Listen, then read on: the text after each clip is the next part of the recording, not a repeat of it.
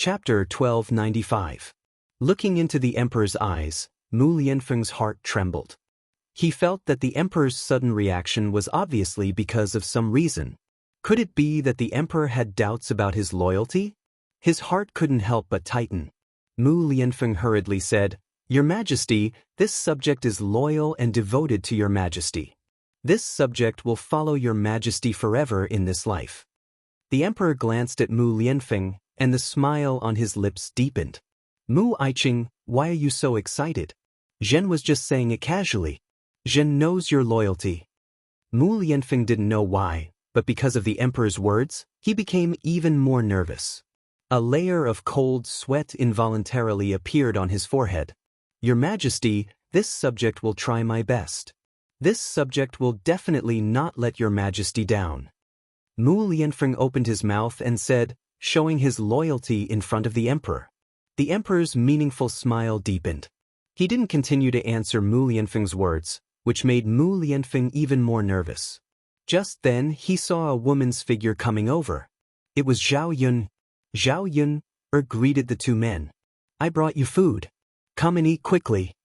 Mu Lianfeng was thinking, but the emperor took a step forward and walked towards Zhao Yun. After a while, Mu Lianfeng came back to his senses and followed the emperor's footsteps. "It's really a blessing to be able to eat the food made by Miss Yun again today." The emperor glanced at the food with a smile in his eyes. Zhao Yun didn't know the emperor's identity. After knowing the emperor's identity, she was more or less afraid of this man. She was afraid that if she made him unhappy, she would suffer a calamity.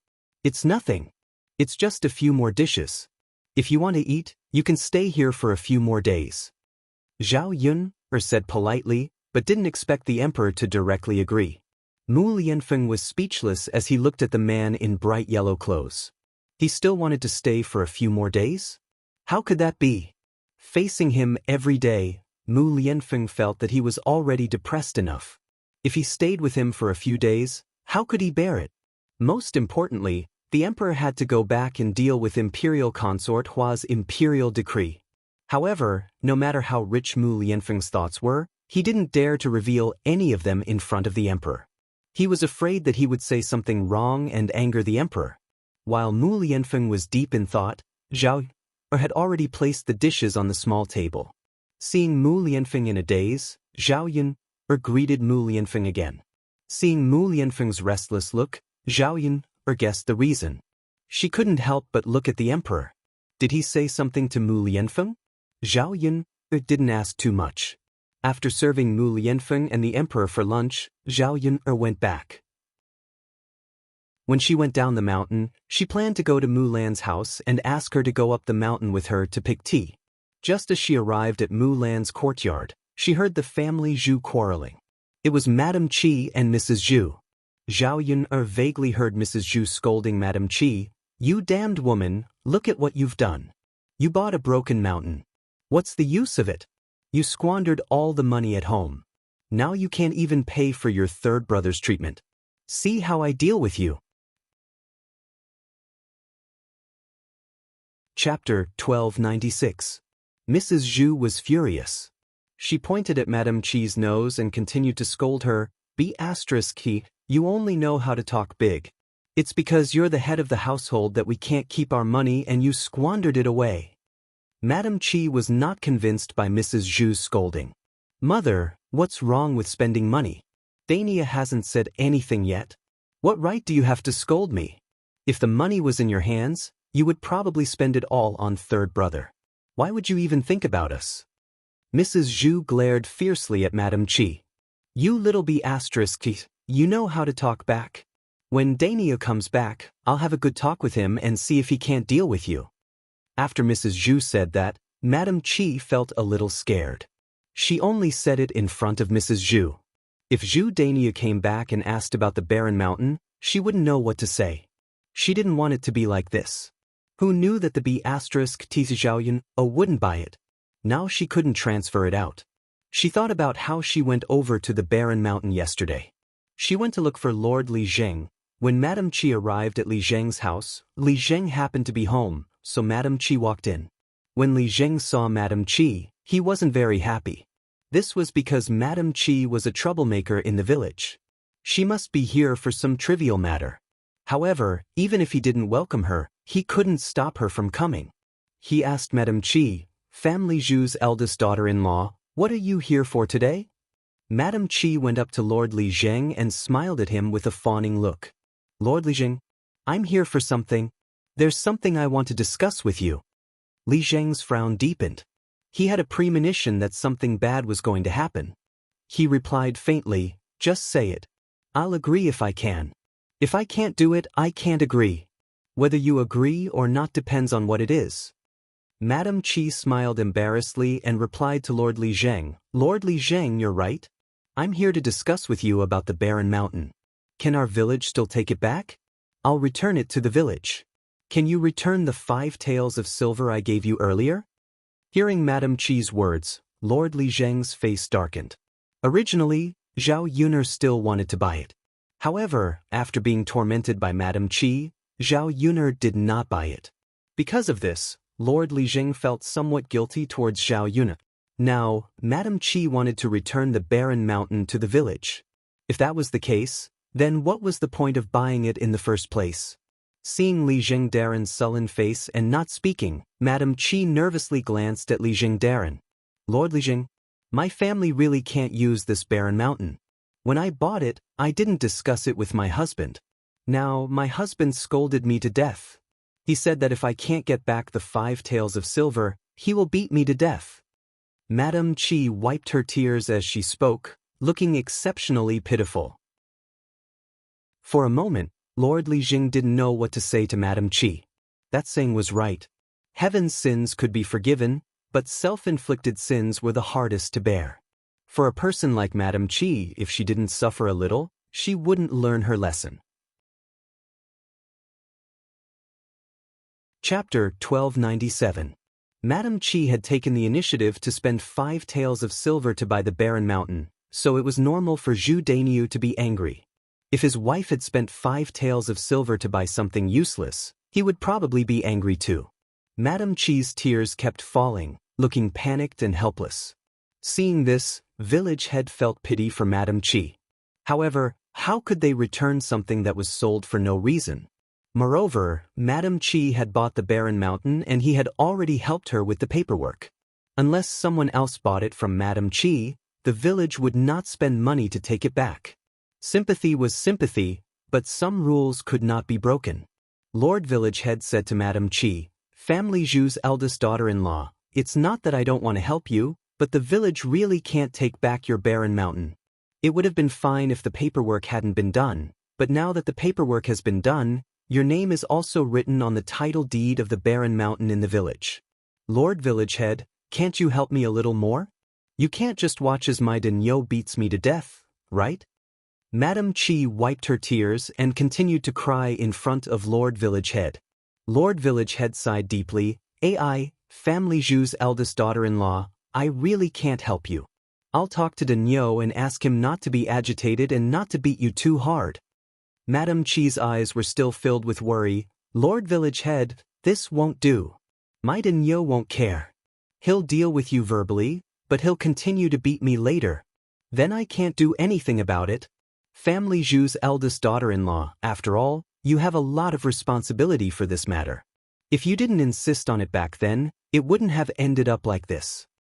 Madame Qi pursed her lips and said, "Lord Village Head, how would I know at that time?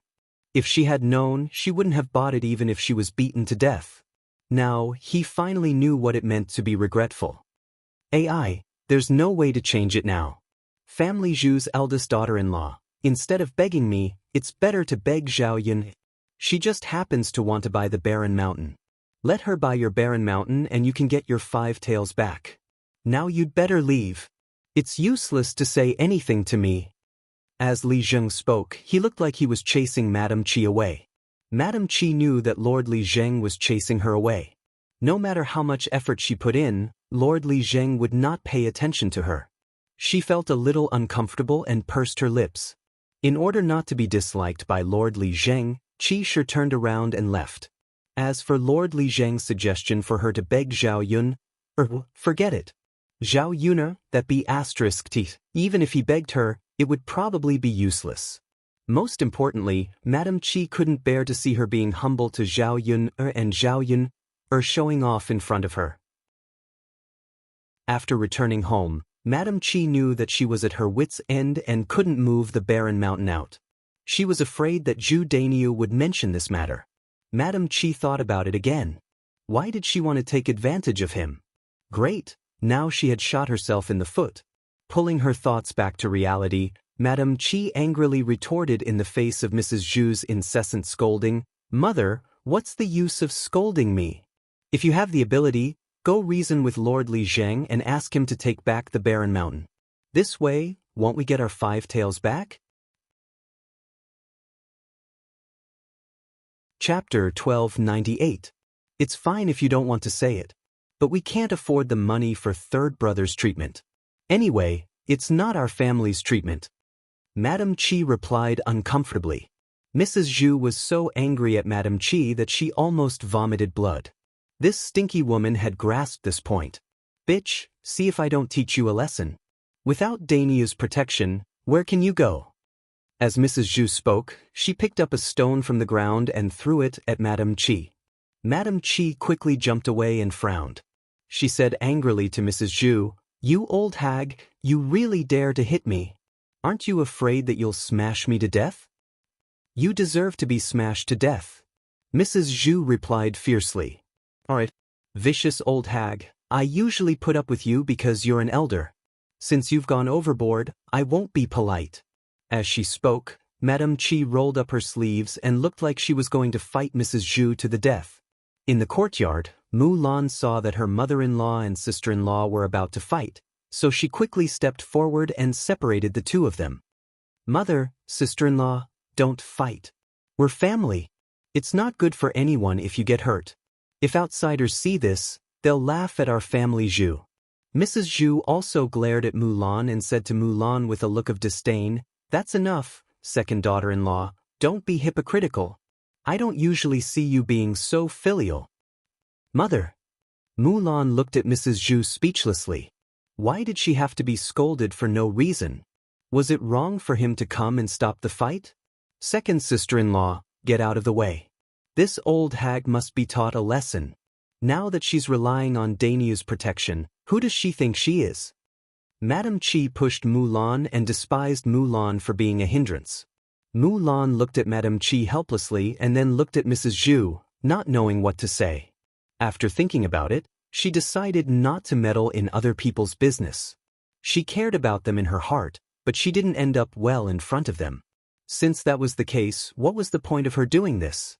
It was better to not meddle in order to avoid offending them. Mulan then stepped back and let Mrs. Zhu and Madame Qi fight. The two of them fought intensely. Mulan stood at the side and frowned. Seeing the scratches on old Madame Zhu and Qi Shi's faces, she sighed helplessly. She could only let them go. If she went to stop them now, her face would be scratched too. For her own safety, she couldn't eat it. It was a pity that Zhu Dainiu and Zhu Eru were not at home. Otherwise, it would be much better for the two men to go forward and stop them. This matter was caused by Zhu Sanlu, so Mulan said to Zhu Sanlu, "Third brother, mother and sister-in-law are fighting fiercely. Go and talk to them. Tell them to stop fighting. If the neighbors come over, they'll laugh at our family again." Zhu Sanlu looked at Mulan reluctantly and said to Mulan, "Sister-in-law, I don't want to." "Didn't you see that old sister-in-law and mother are fighting fiercely? If I go over now, wouldn't it be worse? What if my handsome face is scratched? Can you afford to pay for it?" Mulan's mouth twitched a few times, and she looked at Zhu Sanlu speechlessly. A man saying such words was really too shameless. She didn't know how he had the nerve to say it. Chapter 1299. However, Zhu Sanlu didn't go over and Mulan couldn't urge him, so she could only let Zhu Sanlu do as he wished. Glancing at Zhu Sanlu, Mulan sighed in her heart. She felt that her third younger brother was really too heartless. Mrs. Zhu fought with Madame Qi because of him. Now that she was beaten until her face was covered in bruises, Zhu Sanlu didn't feel any heartache. She had never seen a son who treated his own mother this way. Mrs. Zhu had doted on Zhu Sanlu for so many years for nothing. She had raised an ingrate who had no conscience. However, Mrs. Zhu couldn't see through him. She still doted on Zhu Sanlu like a treasure. By the time Zhao Yun walked into the family Zhu's courtyard, Mrs. Zhu and Madame Qi were already fighting fiercely. Zhao Yun couldn't help but want to laugh when she saw the two of them. It was a happy sight to see a B*Tisich fighting another B*Tisich. Zhao looked at it with interest, as if she was watching a show. Seeing that Zhao Yun had come over, Mulan went forward to greet Zhao Yun. You're here? Zhao Yun nodded and responded, I was going to ask you to go up the mountain to pick tea leaves, but I didn't expect to see this scene. Mulan smiled helplessly. Yun, we've embarrassed ourselves in front of you. This has nothing to do with you. The two of them are fighting. You can just watch the show. Actually, you don't have to get involved with people like them. Otherwise, you'll get hurt. Mulan responded, Yeah, Yun, I know. Zhao Yun smiled and said, Yeah, it's good that you know. I'm just afraid that you're too stupid. You can't be too kind-hearted. Yun, I'll remember what you said. Zhao Yun recalled that Mrs. Zhu had said that she wanted to treat Zhu Sanlu's illness. She asked Mulan curiously, Sister-in-law Mulan, what illness did your third brother get? At the mention of this, Mulan's ears turned red. She pursed her lips and said, What illness? My mother didn't ask for money to treat my third brother's illness. She asked for money so that my third brother's lifeblood could survive. When Zhao Yun heard Mulan's words, she couldn't help but choke. Your third brother's family jewels. They've been trampled on, so how can it be cured? Mulan shook her head. I don't know. I'm not sure. However, I have to say that in a village 20 miles away, there is a godly doctor who specializes in treating strange diseases. My mother asked around for a long time before she found out that this miracle doctor had cured someone's family jewels before. So, my mother wanted to take my third brother to have a try. If he succeeds, my third brother's family jewels will be preserved. In the future, he'll be able to marry a wife like a normal person. This way, our family Zhu won't have a descendant. After Zhao Yun heard this, she couldn't help but sigh in her heart. If Zhu Sanlu's family jewels were really cured, it would be terrible. Zhu Sanlu might harm people again like before. Therefore, it was much safer for Zhu Sanlu to lose his family jewels. If Zhu Sanlu's family jewels were really cured, who knew if he would harm people again? In order to prevent accidents from happening, it was better for Zhu Sanlu to be treated. Fortunately, the family Zhu had no money now. Without money, there would be no money for treatment. Zhu Sanlu's family jewels would not be cured. Zhao Yun felt a wave of sadness in her heart. Chapter 1300. With Zhao Yun's reminder, Mulan remembered that her third brother was a dangerous person and could not be cured easily. I know. Given the current situation, my third brother won't have the money to treat his illness. As Mulan said this, she heaved a sigh of relief in her heart. In the courtyard, Mrs. Zhu and Madame Qi were still fighting fiercely. They only stopped when Zhu Dainiu came back. Zhu Dainiu said unhappily to Mrs. Zhu and Madame Qi, What are you fighting about? What are you fighting about? Fighting and quarreling every day, isn't it annoying? Zhu Dainiu was in a bad mood and his face was gloomy. Originally, he was working well in the field. Suddenly, someone ran to him and told him that his mother and wife were fighting. At that time, there were many people around. After hearing this, they all looked at him strangely. Zhu Dainiu felt very embarrassed. After all, as a man, he cared a lot about his reputation outside. It was not good to have his mother and wife talked badly about. Now that he was back, Zhu Dainiu vented his anger on Mrs. Zhu and Madame Qi. Madame Qi complained to Zhu Dainiu, Dainiu, you can't blame me for this. It's all my mother's fault. She picked up a stone and threw it at me first. I had no choice but to fight back. Mrs. Zhu glared at Madame Qi and said, Bitch, no one is better at lying than you. It's all because you wasted 5 taels of silver and caused your third brother to be unable to treat his illness. Dainyu, this prodigal mother can't manage the family well. In the future, it's better to put the family's money in my hands. Otherwise, our family will have nothing to eat. Sooner or later, this bitch will squander it all. If it weren't for Zhu Dainyu, Madame Qi would have gone forward and scratched Mrs. Zhu's mouth. This damned old woman only knows how to talk. Now, she still wants to manage the family's money like before. She is really wishful thinking. Dainyu, don't listen to your mother. Mother is doing this for your third brother. If you really put the money in her hands, she will probably spend it on your third brother. With your third brother's condition, it's a waste of money to treat him. If you want to cure him, I'm afraid it will be a bottomless pit.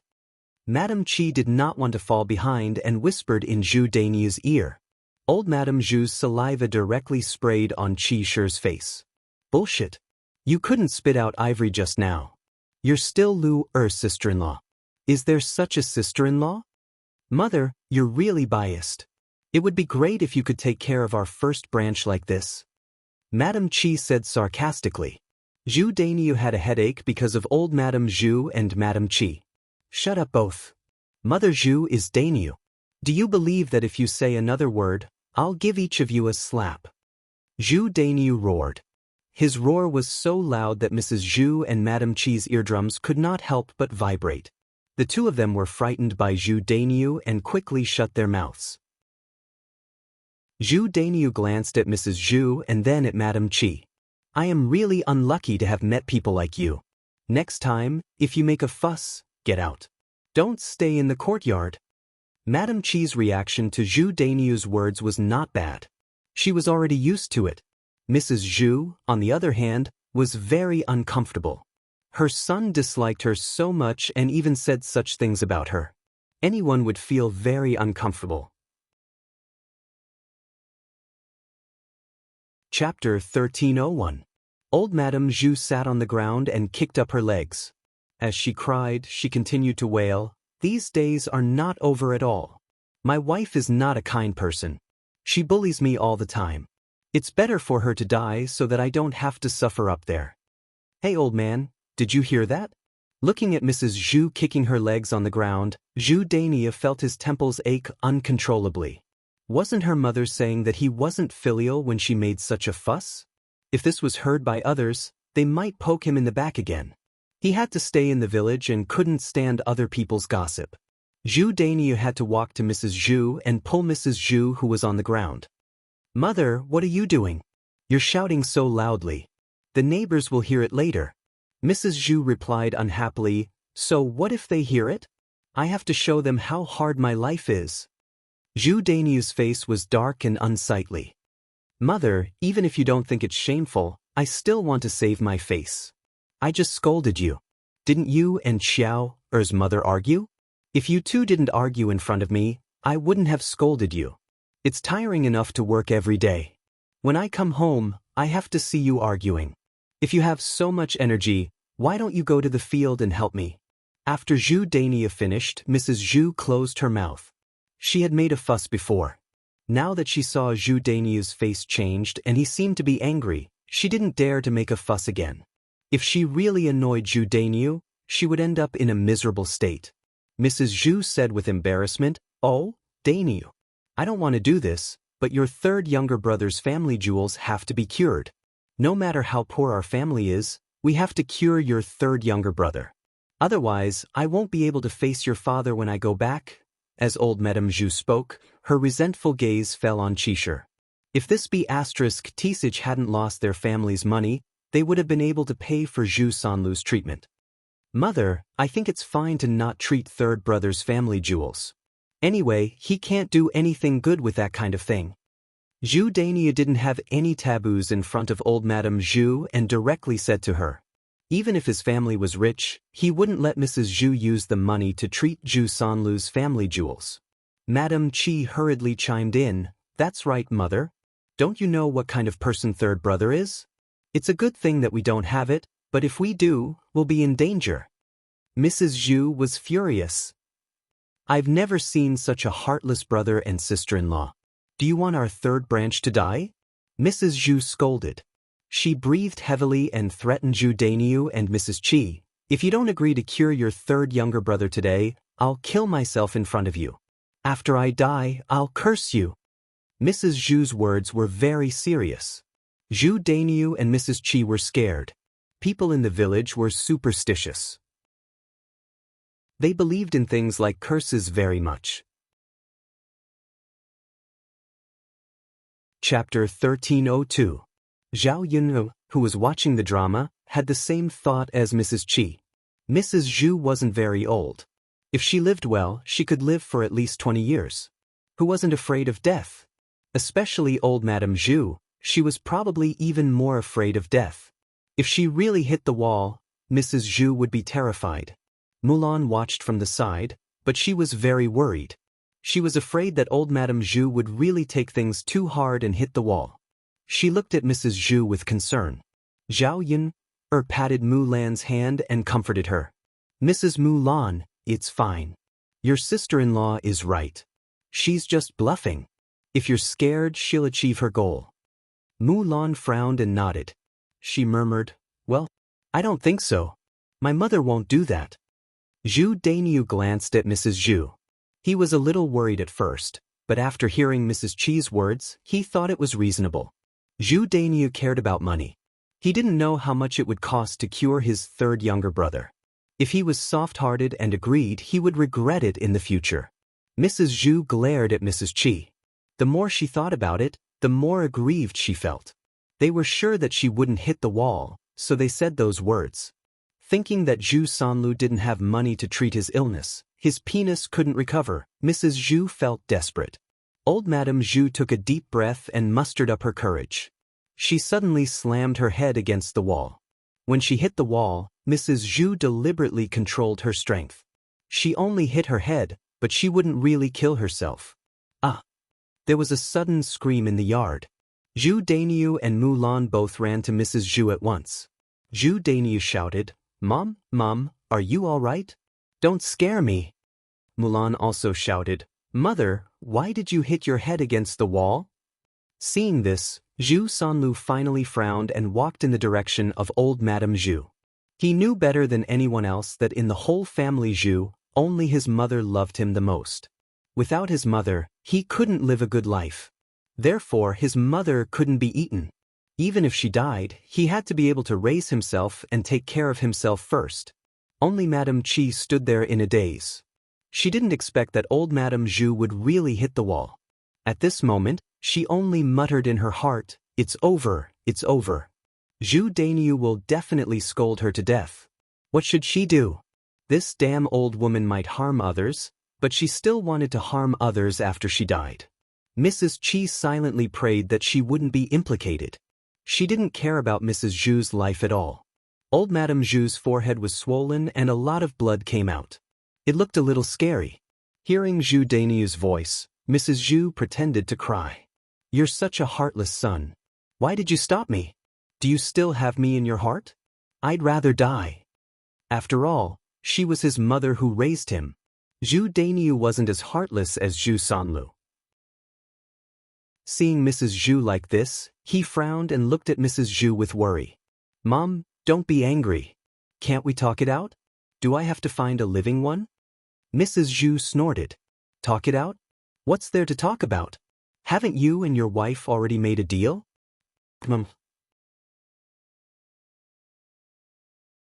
Chapter 1303. Mrs. Zhu didn't believe that Zhu Dainyu wouldn't be scared if she made a scene a few more times. Everyone cared about their reputation, and she knew that her son valued his reputation very much. If she died because of Zhu Dainyu, the villagers would definitely gossip about Zhu Dainyu. Mom. Zhu Dainyu truly felt somewhat helpless, and he didn't know what to do. If he didn't agree, Mrs. Zhu would probably hit her head against the wall again. Zhu Dainyu couldn't be too harsh, so he could only angrily say to old Madame Zhu, Mother, it's not that we don't want to treat third brother's illness. It's just that my wife has squandered all the money in the family. Mom, I'll teach her a lesson, but I don't have the money right now. Then I don't want to live anymore. If I can't cure Zhuang, there's no point for me to live anymore. Zhu Dainyu twitched the corners of his mouth. After thinking for a while, he said to his mother, Mom, don't be like this. We need money to cure our third brother's illness. We can't steal money now. Well, why don't you ask our second brother and second sister-in-law for money? Their family is rich enough to build a house. I'm sure they can afford the money for our third brother's treatment. After Zhu Dainiu said that, Mrs. Zhu's sight fell on Mulan. Mulan's heart skipped a beat. What was Zhu Dainiu talking about? What did he mean by her family was rich? Her family wasn't living a good life either. Zhao Yun had borrowed the money to build a house. Now that the breakfast stand in the town was closed, they didn't have a fixed income. Before they found a new way to make money, they had to save money. They couldn't spend it casually. Zhu Dainiu had completely pushed all the blame onto her.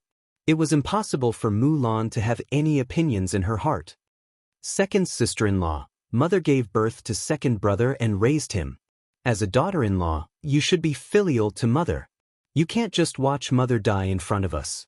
Zhu Dainiu said to Mulan. Mulan couldn't help but snort coldly in her heart. Since she knew that she should be filial, why didn't she see how filial she was usually? Now she was talking about her. Mulan suppressed the anger in her chest and said to Zhu Dainiu, "Brother, what are you talking about? Your family has no money, and my family has no money either. Second sister-in-law, if you don't want to care about our mother's life and death, just say it. How dare you say that you don't have money? Who doesn't know your family is rich?" Mrs. Zhu scolded. "Our old family Zhu has sinned by marrying a scourge. She only knows how to spend money on others and not on her own family."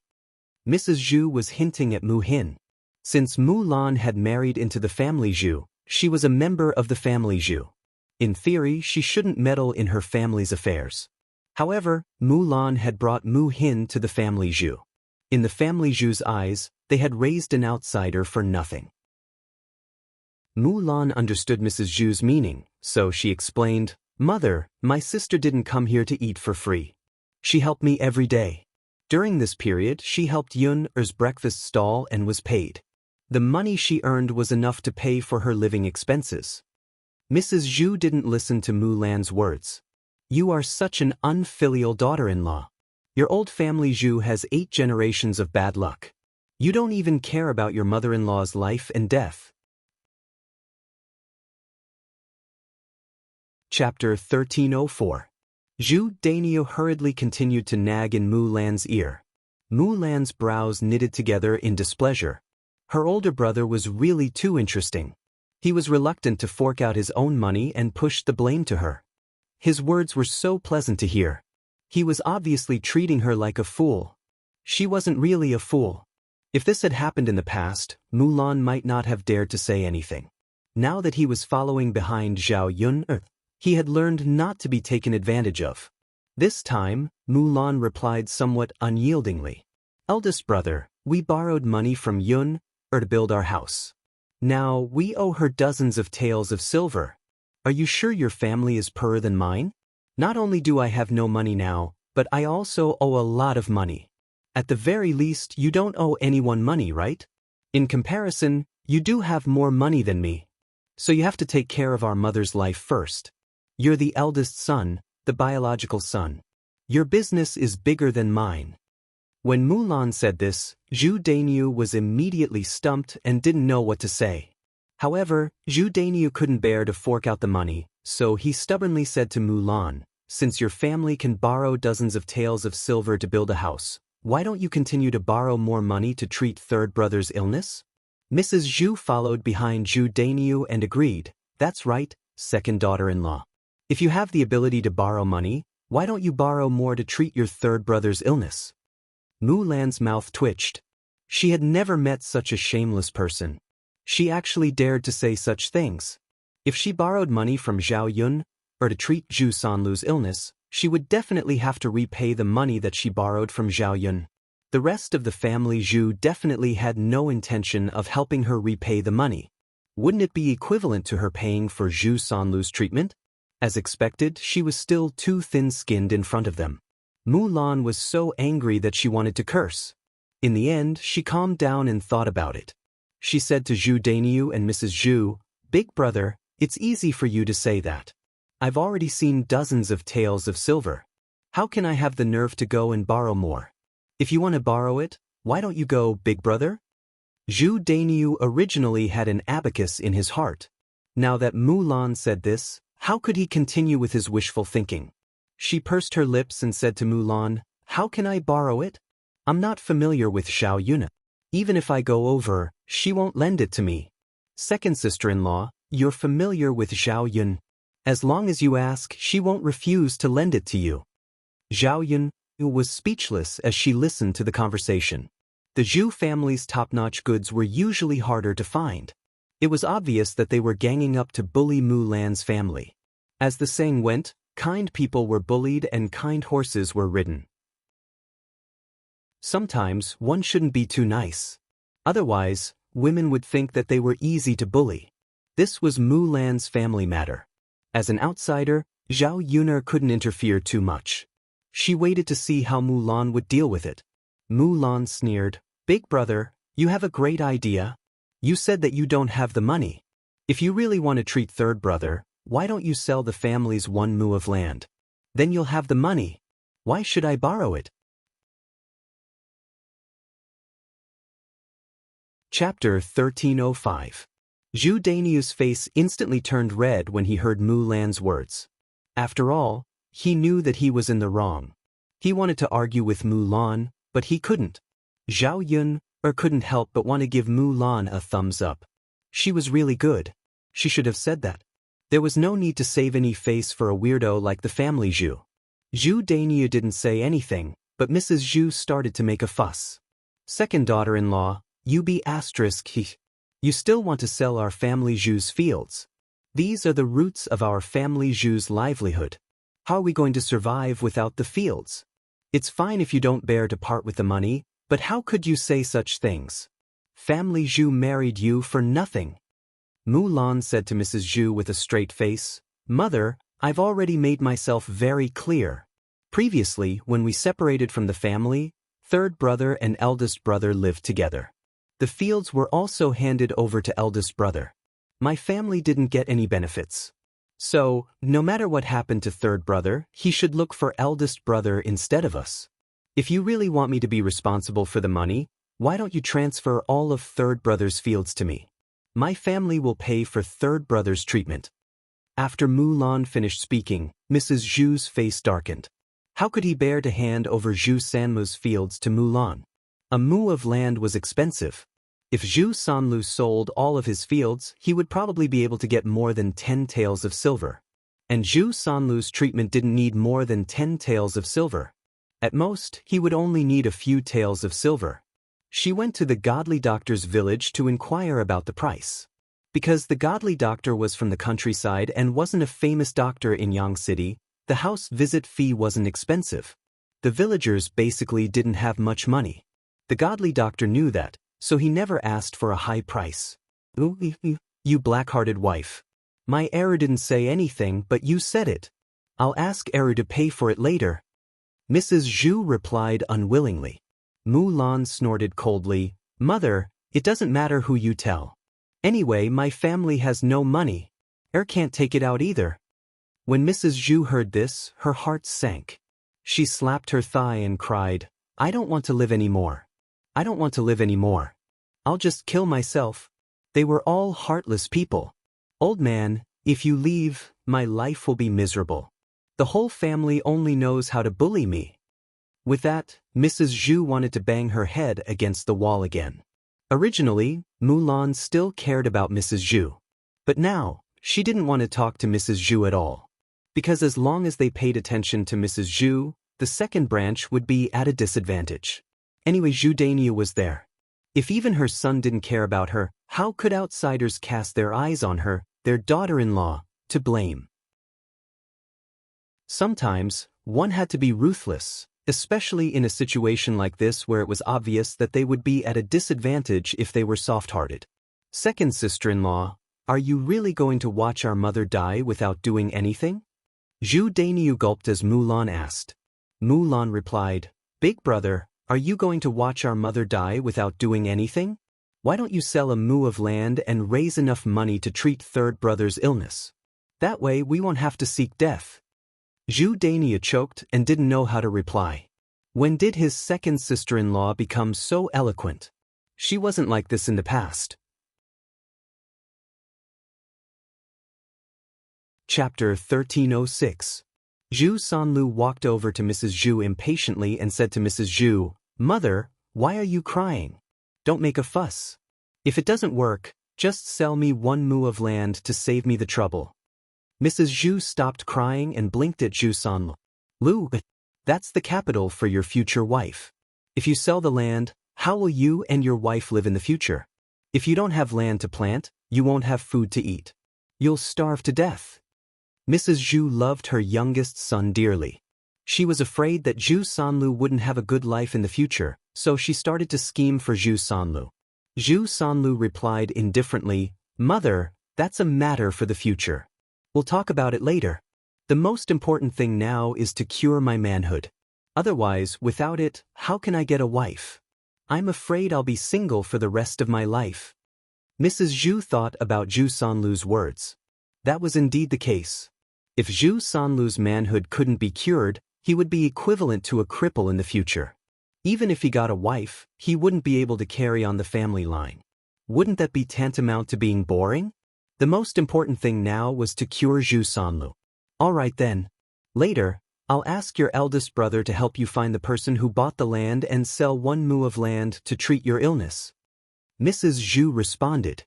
Seeing that Mrs. Zhu had thought it through and stopped tormenting him, Zhu Dania finally breathed a sigh of relief in his heart. He followed Mrs. Zhu and said, "Mother, I'll help you ask later." Mrs. Zhu snorted and glanced at Zhu Daniu unhappily. "In the end, it's because of your good wife. If she hadn't lost the 5 taels of silver, would our family be able to buy Lu Er's land now?" Zhu Daniu's expression was also ugly. Thinking of this, Zhu Daniu became angry. His unhappy gaze fell on Mrs. Qi. Mrs. Qi felt very uncomfortable when Zhu Daniu looked at her like this. She replied weakly, I didn't think of it. It's been a few days and this barren mountain hasn't been sold yet. I think you want to keep this thing to eat?" Zhu Daniu scolded Mrs. Qi angrily. "Daniu, I'm also anxious, but I can't find anyone to buy it." "Didn't you say that Zhao Yuna wants it? Hurry and ask her if she still wants it. We have to sell it. Otherwise, we won't get a farts." After Zhu Daniu finished speaking, he didn't forget to add, "If you can't get me some money, I'll really rent you out.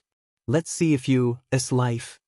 Madame Qi responded weakly and looked at Zhao Yun.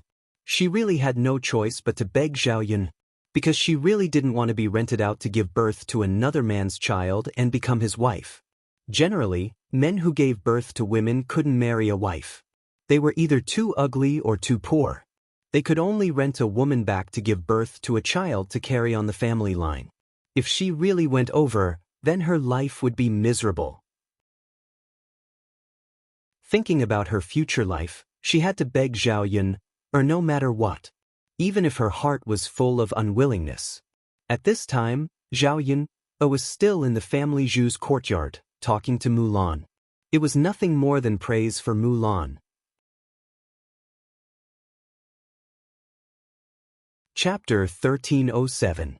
Before she could say a few words to Mulan, she saw Madame Qi walking towards her. Zhao raised her head, the corners of her mouth evoked a cold smile. Madame Qi stopped in front of Zhao Yun and smiled at Zhao Yun. Madame Qi's sudden show of goodwill, Zhao Yun knew that it must be because of something. She sneered and asked, "Sister-in-law, do you have something to say?" Madame Qi asked in a fawning manner, "Yun, do you still want to buy that barren mountain?" Zhao Yun knew what Madame Qi meant. She shook her head and replied, "Didn't I say already? I don't need it anymore." Madame Qi suddenly became anxious. "Yun, didn't you want it before? Why do you suddenly not want it now? Do you think that the price I quoted is too high? How about this? We can discuss the price as long as you're willing to buy it." Madame Qi wouldn't have said this before.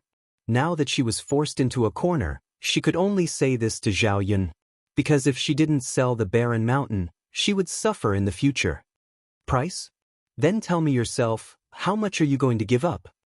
Zhao Yun hooked up the corner of her mouth and asked. "This." Madame Qi's eyes turned. She had to think of a compromise price. She wouldn't suffer too much loss, and her daughter was willing to buy it. Yingnu, how about this? I'll transfer 4 taels of silver to you. I'll lose 1 tael, and you'll save 1 tael of silver compared to buying it directly from there. If Zhao Yun didn't accept it, it could only be said that Zhao Yun was too greedy. To Madame Chi's disappointment, Zhao Yun really didn't say a word. Madame Chi became even more anxious. Zhao Yun for taels of silver is already very low. Don't tell me you still want more? I can't give you the entire barren mountain, right? Zhao Yun's eyes flashed with a trace of craftiness as she faintly spat out 2 words, 2 taels. What? Madame Chi's eyes widened, as if she didn't understand what Zhao Yun said. Zhao Yun explained, don't you understand? What I mean is, if you want to sell it to me, I will only give you 2 taels of silver. Madame Chi opened her mouth and was a little angry. How could she be like this? Wasn't this clearly bullying and taking advantage of her? Zhao Yun chopped off more than half of the 5 taels of silver worth of goods. How big of a loss did their family have to suffer? Zhao Yun, isn't 2 taels of silver too little? I spent 5 taels of silver to buy it. Even if you go to Li Zhang's place, I'm afraid you won't be able to buy a place for 2 taels of silver. Madame Chi frowned and said to Zhao Yun, what Madame Chi said was the truth. Not only could they not buy it, even finding a mountain to grow tea leaves was more difficult. After all, some places were remote, or on the higher side, or because of the direction of the terrain, they were not suitable. Those places required time, energy, and money to develop, so it was more difficult. Instead, the barren mountain in Madame Chi's hands was the most suitable. If it wasn't because of this, Zhao Yun wouldn't have spent this time to deal with Madame Chi. With her character, she wouldn't have bought it if Madame Chi did such a thing. If you're not selling it for 2 taels, then forget it. We have nothing to discuss. Zhao Yun directly opened her mouth and said to Chi Shi. Madame Chi's face was bitter as she looked at Zhao Yun. Yun, 2 taels of silver is really too little. Why don't you add a little more? If you add a little more, I'll sell it to you. 2 taels of silver, I can't add any more. Chapter 1308. Zhao Yun sneered. When she saw Madame Chi's distressed expression, she felt happy. Madame Chi originally planned to get money from her, but she probably didn't expect that she would suffer a double loss. How delightful! She had to let these greedy people suffer. Otherwise, these people would still be like this next time. Forget it, forget it. Since you don't want to sell it for 2 taels and 5 taels, I don't want this barren mountain anymore. Zhao Yun waved her hand, looking like she didn't want to continue the discussion. Madame Chi bit her lower lip. Zhao Yun didn't want to buy it. She was afraid that if she transferred the 2 taels of silver to someone else, they wouldn't want it. After all, who wouldn't buy a barren mountain for no reason? She spent money and couldn't take care of it, so she couldn't grow food. She didn't know why Zhao Yun wanted to buy a barren mountain. Otherwise, she could learn from Zhao Yun and make something out of it. Yun, you also know that the things I bought with 5 taels of silver were cut in half. It's really too much. We're all honest people, so we can't take advantage of you too much. If you really want to buy it, I'll give you 3 taels. Is that okay? Zhao Yun's eyes turned. 3 taels was really too little. This Madame Chi saved her 2 taels of silver in one go. Zhao Yun couldn't help but feel a little comfortable. However, she pretended to be in a difficult position. Sister-in-law, actually, I don't have much use for this barren mountain. It's dispensable. 3 taels of silver is a good thing. Yes. You know you're right. But I did spend 5 taels of silver to buy this barren mountain. You know, the price I paid was enough. You bought it so you made a profit. All right then. 3 taels it is. This is because I'm giving face to sister-in-law Mulan. Otherwise, no matter how much you beg me, I won't buy it. Madame Chi smiled embarrassedly. Obviously, her heart was bleeding and she wanted to curse. But in front of Zhao Yun, she still had to smile and follow behind Zhao Yun to agree. Yes. Yun, I'll remember it. Later, give me 3 taels of silver and I will let you have the title deed. You just have to let Lord Li Zheng handle the procedures. Zhao Yun responded faintly. Thinking that Madame Qi had lost 2 taels of silver at once, Zhao Yun felt very happy. It wasn't easy for them to sell the barren mountain. Although they had lost a lot of money, Madame Qi finally felt relieved. After Zhao Yun finished talking, Madame Qi turned to Zhu Dainyu and explained to Zhu Dainyu. Zhu Dainyu still scolded Madame Qi. It's all because of you, stinky woman. You made me lose 2 taels of silver at once. Later, if you don't earn back those 2 taels of silver for me, you'll get it.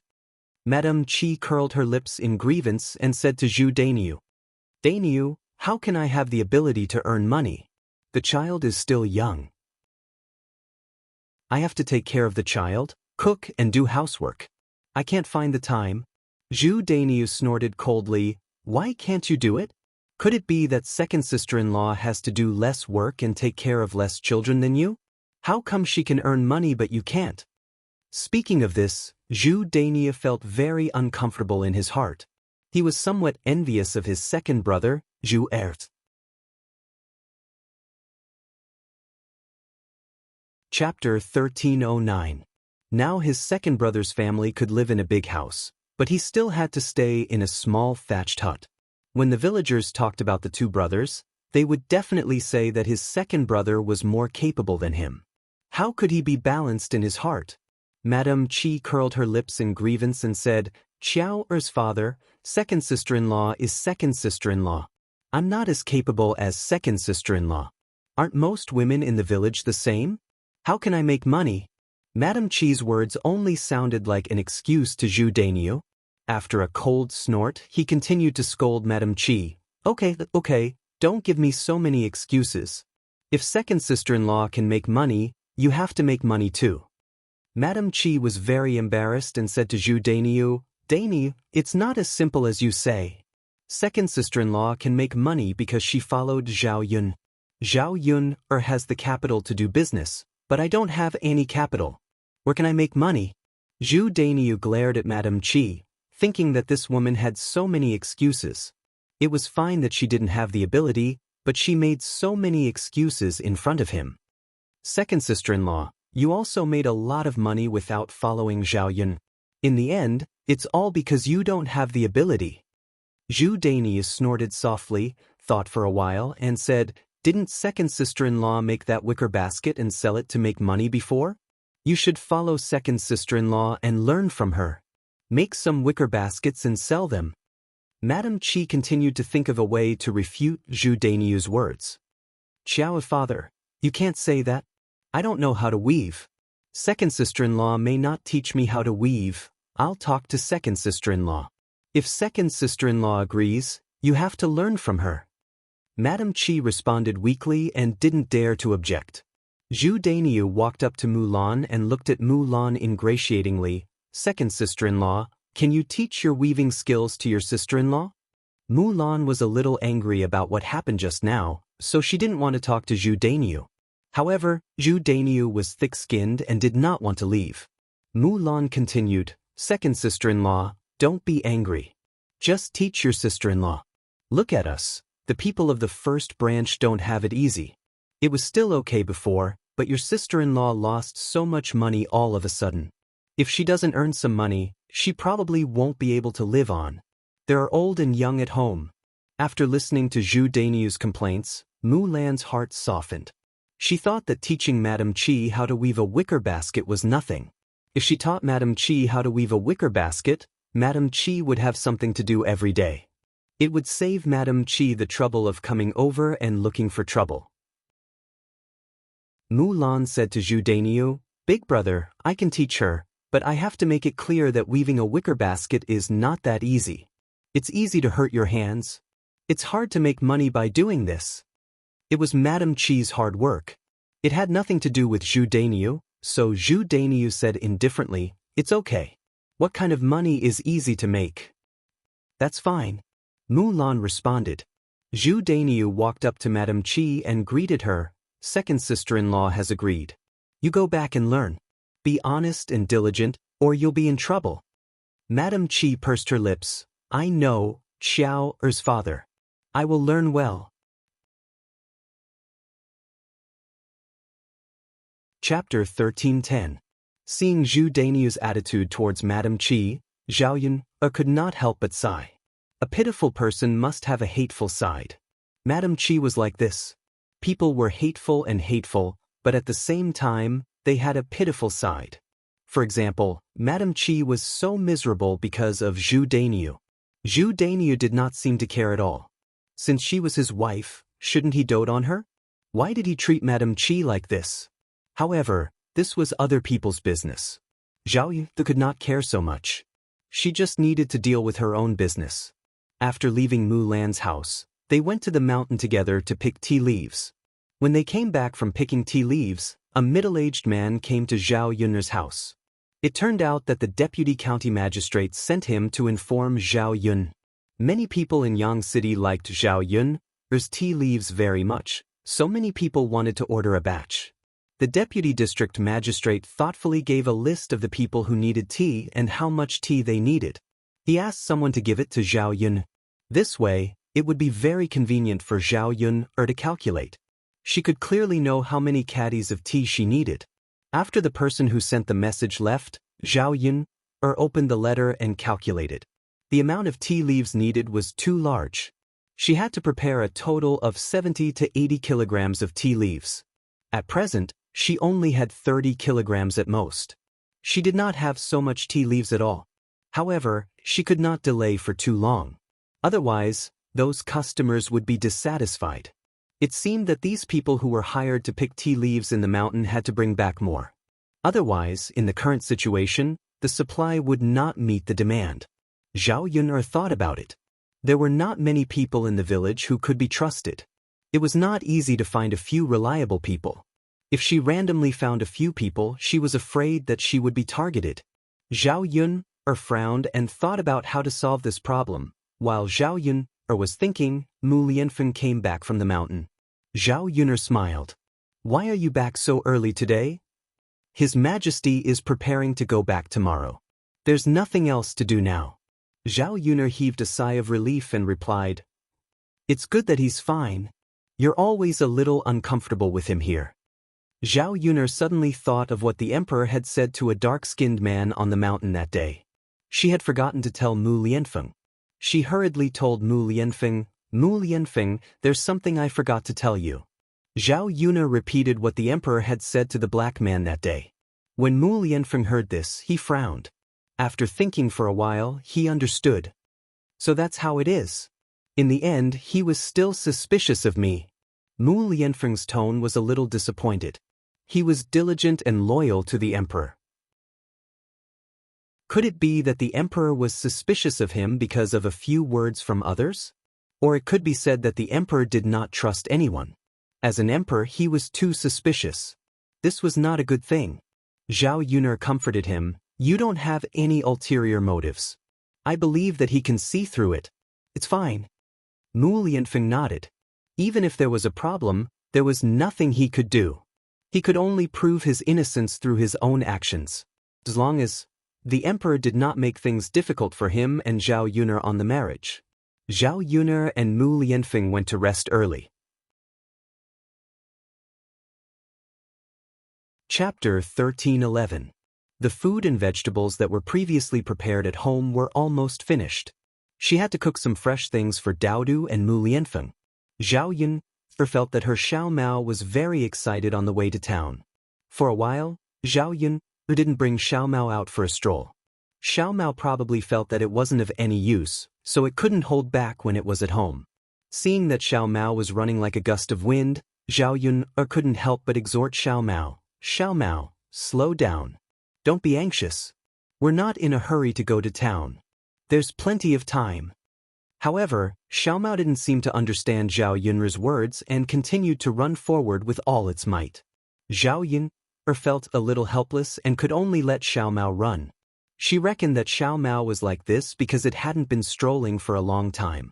Soon, she saw Xiao Mao catch up with the carriage in front of them.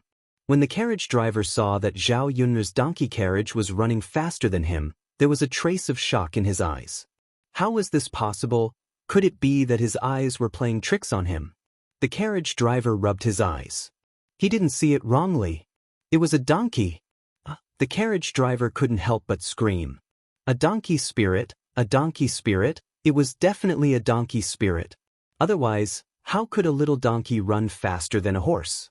After hearing the carriage driver's scream, Zhao Yun turned around, wondering what was going on. The emperor, who was in the carriage, also stuck his head out. The emperor asked in a somewhat cold voice, "What happened?" The carriage driver hurriedly restrained the shock in his eyes and appeared to be a little calmer. He pointed at Zhao Yun's little donkey and said to the emperor, "I saw a spirit. Young master, quickly hide in the carriage and don't come out." The emperor's brows immediately wrinkled. He looked in the direction the carriage driver pointed and actually saw Zhao Yun. Zhao Yun also saw the emperor. What a coincidence! They actually bumped into each other on the way. The emperor reprimanded the coachman. "Demon, tell me, who is the demon? That woman was fine, so why did she suddenly say that?" The coachman hurriedly explained, "Young master, you've misunderstood. I'm not talking about that woman, I'm talking about that donkey. Look, where can you see a donkey that runs faster than a horse? Bush, bush, bush." It was like a gust of wind when it ran. If it wasn't a spirit, then what was it? In my opinion, he is a donkey demon. That woman raised a donkey spirit. I don't think she's a simple character. The corners of the emperor's mouth twitched. He didn't know what to say. Then he turned his attention to Zhao Yun Xiao Mao. However, he agreed with the coachman's last sentence. Zhao Yun was indeed not a simple woman. She was the most special woman he had ever seen.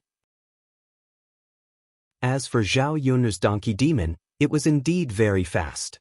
He had seen many rare treasures over the years, but he had never seen such a donkey. Thus, he replied to the coachman, "It's indeed not simple. But a spirit shouldn't be." The emperor was very clear in his heart. Although Zhao Yun was different, she was still a normal person in the end. Zhao Yun hurriedly pulled Xiao Mao and said to Xiao Mao, "Xiao Mao, wait. I met an acquaintance. Say hello to him." Chapter 13:12. The emperor greeted Zhao Yun. "Yuna, what a coincidence." Zhao Yun nodded. "Yes, what a coincidence. Is young Master Huang going back today as well?" "Sit. Are you going to the county magistrate's residence or going home?" Zhao Yun asked. "I'm going to the county magistrate's residence first to bid farewell to the county magistrate before going home." Zhao Yun was silent for a moment. Since young Master Huang said he was going home, he was probably going back to the palace. She didn't know if he was going to deal with Mu Lianfeng's betrothal. Zhao Yun smiled and said to young Master Huang, "I'm also going to the county magistrate's residence. If I had known earlier, I would have accompanied young Master Huang. At least, I have someone to talk to on the way and I won't be too lonely." Zhao Yun was just being polite. After all, she had to maintain a good relationship with young Master Huang. If she wanted to be with Mu Lianfeng in the future, she might have to rely on the emperor. The emperor chuckled and said, "If I knew that Miss Yuna was going to the county magistrate's residence today, I would naturally accompany Miss Yuna. But since we met on the way, it's a coincidence. The two of us can accompany each other and chat for the rest of the journey." As the emperor spoke, he got down from the carriage and directly sat on Zhao Yun's donkey cart. Zhao Yun was slightly stunned. She couldn't help but ask the emperor, "Your Majesty, are you sure this is okay?" "Miss Yun, what do you think is wrong?" Zhao Yun swallowed her saliva. The emperor was the emperor. He was second only to one person and above thousands of people. With such a noble status, how could he sit in a donkey cart? At least, he should sit in a carriage, right? "Yes, my family's donkey cart is too simple and crude. It's more comfortable for you to sit in a carriage. Otherwise, the journey might be a little bumpy and your butt will hurt." Zhao Yun spoke out her worries. The emperor didn't mind and came back. "So what? Since Miss Yun can sit here, I can sit here too." Zhao Yun replied helplessly. All right. Since she wanted to sit, he didn't think much of it, so he couldn't stop her. Thus, she allowed the emperor to continue sitting on her donkey cart. The emperor's lips curled up slightly as he joked with Zhao Yun. "This young master feels that Miss Yun's donkey is very special. I don't know how it feels to sit on it, so I came over to give it a try. Xiao Mao seemed to understand the emperor's words and proudly raised its neck. If he was a human, he would definitely tell the emperor that it was a given. At least he had good taste. Otherwise, he wouldn't be willing to pull a stranger. The coachman sighed. Young master is right. I've traveled extensively for so many years, but I've never seen such a special donkey. Zhao Yuner pursed her lips. What could she say? She couldn't explain it either. Her family's Xiao Mao was so amazing that she didn't even understand it herself. She laughed embarrassedly. Yes, my family's donkey is indeed a little special, but it's nothing much. There are many strange things in this world. The emperor thought about it and felt that it was true. There were many things that people had never seen before. The world was so big that there were all kinds of strange things. He was a knowledgeable person, so he wasn't too shocked by Zhao Yuner's donkey. Zhao Yuner called out to the emperor, Young Master Huang, sit tight. We have to set off. But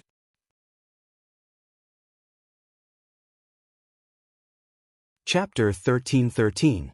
Zhao Yuner was afraid that the donkey cart would be too bumpy, so she warned Xiao Mao, Xiao Mao, don't be anxious. Let's take it slow. However, Xiao Mao acted as if it didn't understand Zhao Yuner's words. It continued to run with all its might, but it wanted to show off its uniqueness in front of the emperor. If Zhao Yuner knew what Xiao Mao was thinking, she would probably be angered half to death by Xiao Mao. Zhao Yuner's donkey cart didn't have a soft mattress, so her buttocks had to sit on the hard cart. After a bumpy day, it hurt a lot. Zhao Yuner herself couldn't stand it, let alone the emperor, who lived like a prince. Presumably, he hadn't been treated like this for so many years. She looked at the emperor with some embarrassment and said, Young Master Huang, I don't know if you're feeling too uncomfortable. Why don't you get down first and wait for your carriage behind? The emperor frowned slightly. His buttocks were indeed feeling uncomfortable, but if he got down, wouldn't he lose face? Zhao Yuner, a woman, could endure such a bumpy ride. As a man, he couldn't be too delicate.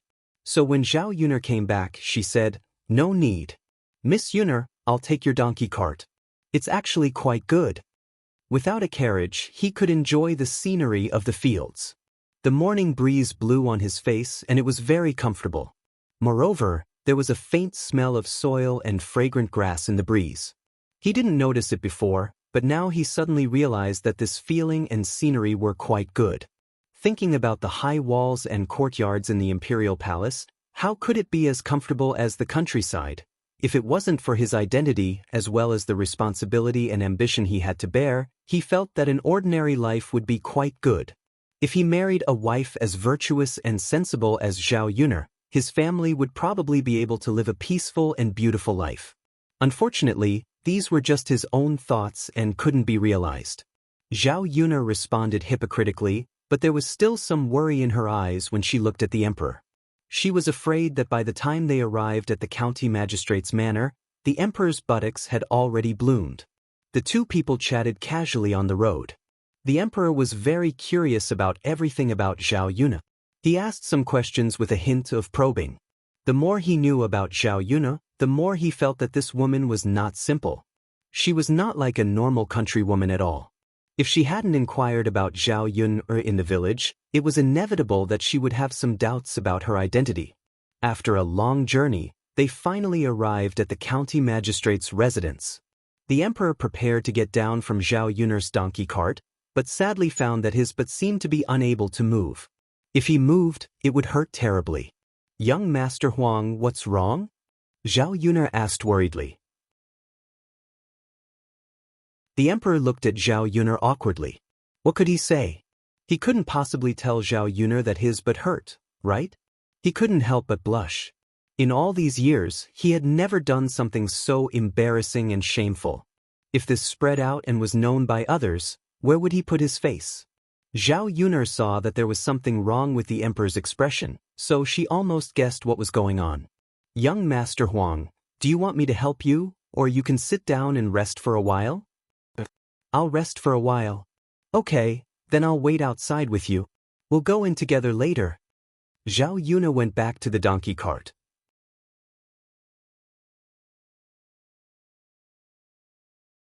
Chapter 13-14. Zhao Yun looked at the emperor in confusion. Wouldn't it be better for him to accompany him? Otherwise, wouldn't it be awkward for him to sit outside alone? Would it be strange? Miss Yun, I can do it alone. Young Master Huang insisted. Zhao Yun had no choice but to agree. All right then, I'll go in alone. I'll come out in a while. She didn't want to stay in the deputy's house for long. She had to go back quickly and continue to pick tea leaves. But after seeing Zhao Yun's body enter the county magistrate mansion, the emperor hurriedly stood up and rubbed his painful buttocks. He suddenly felt the pain dissipate a little. Sometimes, people shouldn't court death, or they would be the one to suffer. Zhao Yun gave the tea leaves she brought to the deputy. She would try her best to send the rest. As for the money, the delivery person had already given it to the deputy, and the deputy directly gave it to Zhao Yun. With more than 10 taels of silver, Zhao Yun couldn't help but feel excited. It was much easier than the money she earned from the morning tea stall. He thought that once he filled the barren hills with tea trees and obtained more tea leaves, he would be able to earn even more money. After saying that she had something to do, the deputy's wife didn't ask Zhao Yun to stay. She let Zhao Yun go back. After leaving the deputy's house, Zhao Yun saw that the emperor had gotten out of the carriage. He was standing beside her Xiaomao and muttering something. She didn't know what he was saying to Xiaomao. Seeing Zhao Yun coming over, the emperor quickly shut up. Young Master Huang, are you feeling better? Much better. I'm fine now. You can go in. I'll go back first. Okay. The emperor withdrew his sight from Zhao Yun. Don't know what he was thinking. He stood in the same place for a while, then turned and entered the county deputy manor. Zhao Yun hurried to the market and bought everything she needed. When they went to the market, they happened to meet Zhao Ping and Ma Xiaofeng. The two of them seemed to be looking for a stall and wanted to rent a stall to do business. Zhao Yun was puzzled. Could it be that these two sluts wanted to learn from her? The truth was similar to what Zhao Yun had expected. Zhao Ping and Ma Xiaofeng came here to do business. In the past 2 days, Zhao Ping had searched around Yang City and roughly confirmed a few houses. She felt that it was okay to rent them. However, Zhao Ping still didn't know much about these things. She felt that Ma Xiaofeng was more reliable than her, so she brought Ma Xiaofeng over to take a look. If Ma Xiaofeng said it was okay, then it was okay. Moreover, Ma Xiaofeng's ability to negotiate prices was definitely better than her. He followed Ma Xiaofeng and listened to Ma Xiaofeng's arrangements. The two of them went to a stall in the market and asked about the price. This stall was originally for someone else to do business. If it wasn't for the breakfast business, then it would have been for the breakfast business. Now that the stall wanted to be sold, it hung a sign saying, "For sale." Ma Xiaofeng and Zhao Ping went to find it because of this. "Auntie, how much do you need to rent this stall a year?" Ma Xiaofeng asked a woman who looked to be in her early 30s. This woman was very fat. Her body was full of fat and she looked very fierce standing there. However, she should be from a good family. She dressed gorgeously. The cloth of her clothes was not bad and she wore silver jewelry. In the eyes of the villagers, this was a very rich family.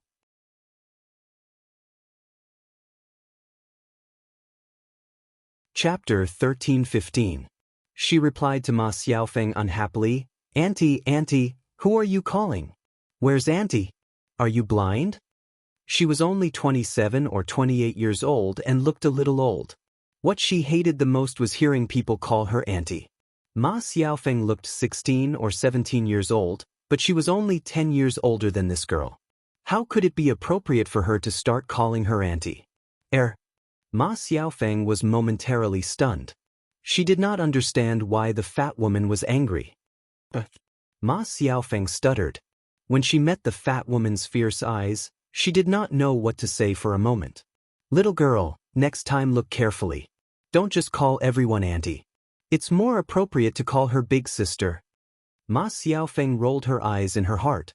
Only then did she understand why the fat woman was angry. Although Ma Xiaofeng was also somewhat uncomfortable in her heart, in order to rent the stall, Ma Xiaofeng suppressed the anger in her heart.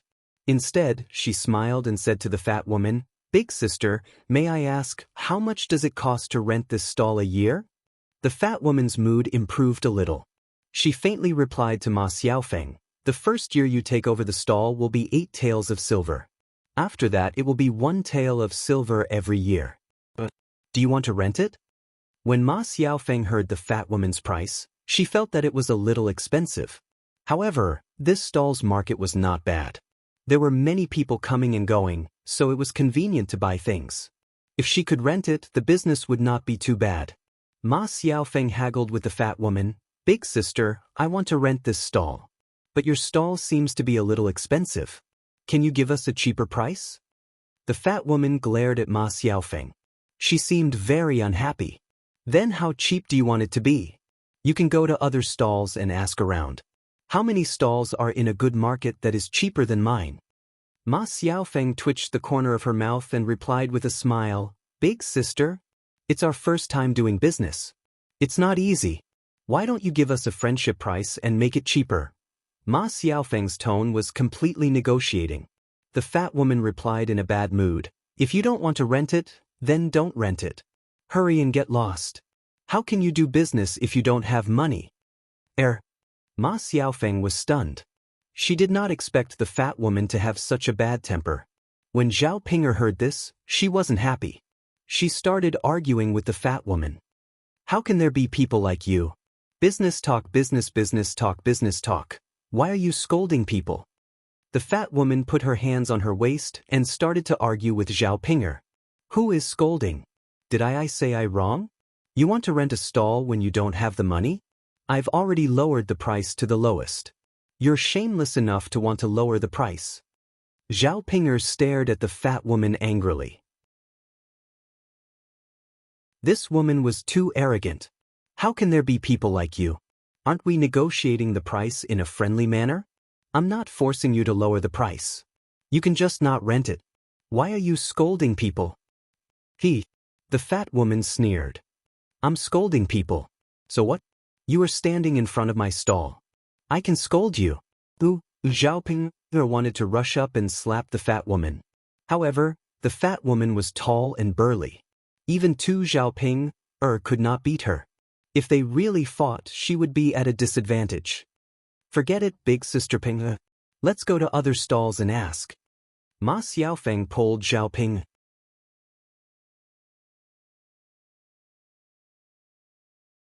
Chapter 13:16.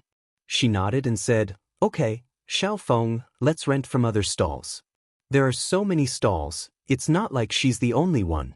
With her attitude, it's no wonder that her stall hasn't been rented out yet. I don't think anyone will rent from her. Ma Xiaofeng also agreed. Although the price of this fat woman's stall was suitable, she wasn't a good person. Who knew if other things would happen after her stall was rented?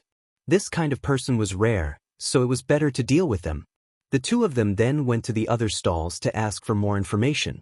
Basically, the prices they offered were higher than the fat woman's stall, and some of them were not very good. After running for a while, the two of them were a little tired and took a deep breath. Zhao Pinger and Ma Xiaofeng sighed and said, Xiaofeng, it seems that doing business isn't easy. Of course, what's easy to do? Look at the men in our village. They work so hard in the fields, but they only earn so much money in a year. It's not as good as us who do business. We can earn more. Xiaofeng, you're right. As long as we can earn money, it's worth it to work hard. Sister Pinger, let's go to a few more stalls. If there's no better one, let's go and book that old woman's stall. Okay. The two of them continued to run around and settled on a stall. The rent for this stall was 5 taels of silver for the first year, and 5 taels of silver for the next year. It was considered relatively low. Moreover, the market price wasn't too bad. It was above average. Zhao Ping and Ma Xiaofeng were quite satisfied. The two of them couldn't wait to set up their stall and earn money as soon as possible. Only when they had money in their hands would they be happiest. Moreover, these few days, the family Qin people had been urging Zhao Ping to bring some money back. The family Qin people were used to living a hard life. When Zhao Ping said that they could earn money, it gave the family Qin hope. The family Qin people were thinking about money and living a good life these days. As for Qin Yuan's illness, it had improved a lot during this period. Basically, it was no longer a big deal. At the end of the day, it was all because his heart had been resolved. However, Zhao Ping felt sorry for Qin Yuan. She also wanted to earn more money to buy a lot of delicious food for Qin Yuan to nourish his body. Xiaofeng, let's go and buy some more tables and chairs. When the tables and chairs are bought, we can set up a stall to make money. Ma Xiaofeng nodded heavily and replied, Sister Pinger, we'll have a good life once we make money. Ma Xiaofeng now thought it through. If she couldn't be with Zhao Tianan, she could earn money and live a good life. She didn't have to rely on men. The more they talked, the more excited they became as they walked down the street. After Zhao Yun figured out what the two of them were doing, her eyes couldn't help but flash a trace of sharpness. These 2B* cheese are really interesting. Zhao Ping actually wanted to imitate her and sell breakfast. She was said to be stupid, but sometimes she was very smart. She actually knew how to imitate her. Zhao Yun didn't want the B*TCH to use her to make money, and her heart felt uncomfortable. However, she couldn't stop them from setting up a stall. She couldn't possibly smash the stall, right? Feeling a little uncomfortable, she went back. When she arrived at the village, it was only 10 o'clock in the morning. It wasn't very late. Zhao Yun went to old Zhao's house and sent the ingredients she bought over. She was going to cook something delicious for lunch. There wasn't much meat in their meals these days because they didn't buy meat on the streets. They just made do casually.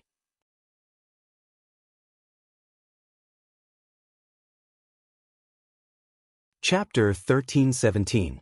When Zhao Yun arrived at old Zhao's house, she saw a carriage parked in the courtyard of old Zhao's house.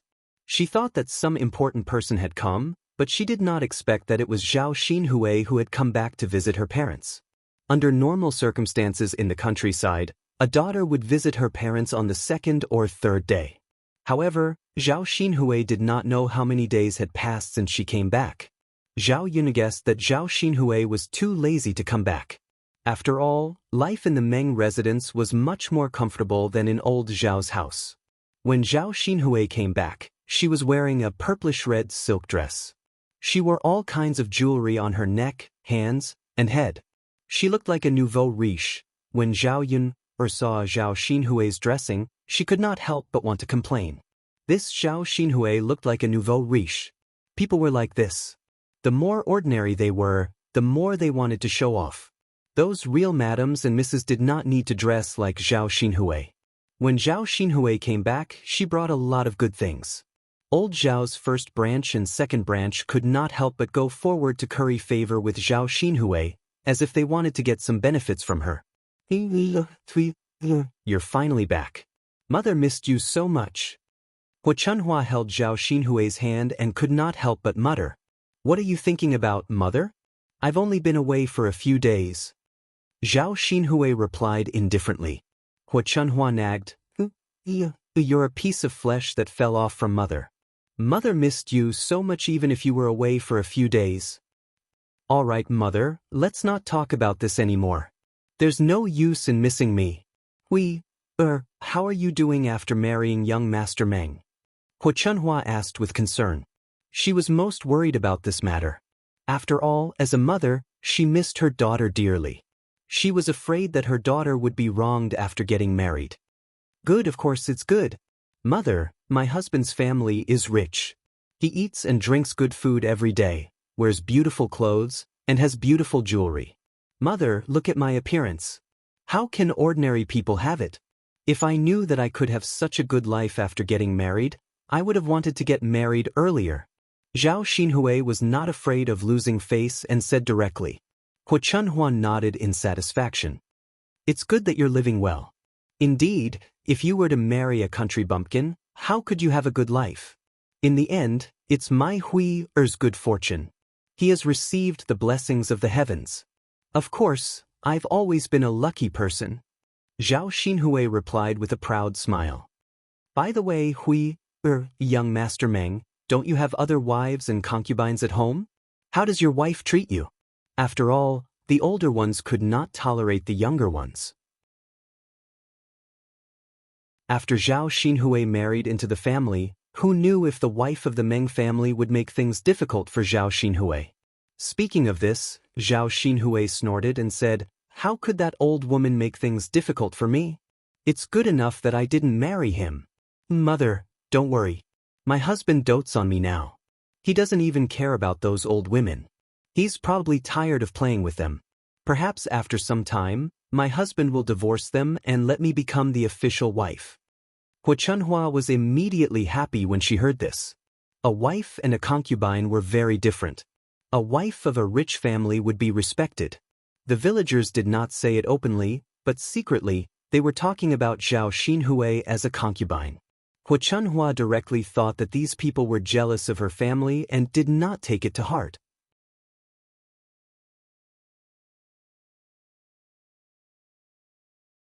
Chapter 13:18. Hu Chunhua nodded and said with a smile, "Good, good, good. You have to work hard and become the official wife. When the time comes, there will be many people who will be envious of our family. They will envy you." "Mother, don't worry. I'm so young and beautiful. How can I lose to a few old women? They are chickens that can't lay eggs. When I give birth to a son for my husband, I will naturally become the official wife." Hu Chunhua became more and more excited. She held Zhao Xinhui's hand and said, "Then your belly must work hard. You are still young, so it will definitely be easier for you to get pregnant than them. The heavens did not allow them to have children, so they are giving you a chance to become the official wife. I think it won't be long before you get pregnant." When Zhao Xinhui heard this, she blinked and looked at Hu Chunhua with excitement. "Mother, is what you said true?" "Of course it's true. Believe me, if you take good care of your body now, you will get pregnant very soon." When Zhao Yun'er heard this, she felt that Zhao Xinhui was just a mistress. She had an ugly face. If Zhao Xinhui really became the official wife one day, her worldview would probably be refreshed again. Isn't little sister back? Li Chuing was holding a wooden basin in her hand. She must have come back from washing clothes outside. When she saw Zhao Xinhui, her eyes immediately lit up. When she saw Zhao Xinhui dressed in jewelry, she could not help but sigh and envy in her heart. She quickly flattered, "Tisk tisidi. Who would recognize you if you didn't know? Little sister feels like she has changed into a different person. After getting married, you indeed look much better when you dress up. Look at the clothes you are wearing, you look like a young lady from a wealthy family." Although Zhao Xinhui did not like Li Chuing, people generally liked to listen to others' praise. Therefore, Li Chuing's words were very effective on Zhao Xinhui. "Second sister-in-law, sit down. Let's chat. It's not easy for me to return home." How could Li Chuing refuse? He smiled and sat down beside Zhao Xinhui. While praising Zhao Xinhui, she also flattered Hu Chunhua. "Mother, only you have the good fortune to give birth to a woman like little sister. Who in our family can be like little sister? You didn't dote on little sister for nothing in the past. Little sister should be raised well because little sister is destined to be rich. That's right. Your little sister was different from other children when she was born. I already knew that she would be extraordinary in the future." Hu Chunhua snorted softly. "Mother, that means you have good foresight." Hu Chunhua felt very comfortable when she heard that. She thought that her second daughter-in-law was indeed better at speaking than the other daughters-in-law. Li Chuing glanced at Zhao Xinhui's jewelry and sighed. Not to mention other things, Zhao Xinhui was actually wearing 7 to 8 bracelets on one hand. There were gold, silver, jade-colored glaze. All of them were very beautiful and exquisite. Li Chuing stared at Zhao Xinhui's bracelets. After looking at them for a while, he said to Zhao Xinhui, "Little sister, you have so many bracelets. They are so beautiful. It's good enough for an ordinary person to have one. You have more than 10 bracelets on both hands, right?" Zhao Xinhui raised her hand and waved it. When she saw the bracelets on her hand, she was very satisfied and said proudly, "These were all given to me by my husband. There are many more at home. I only wear these out."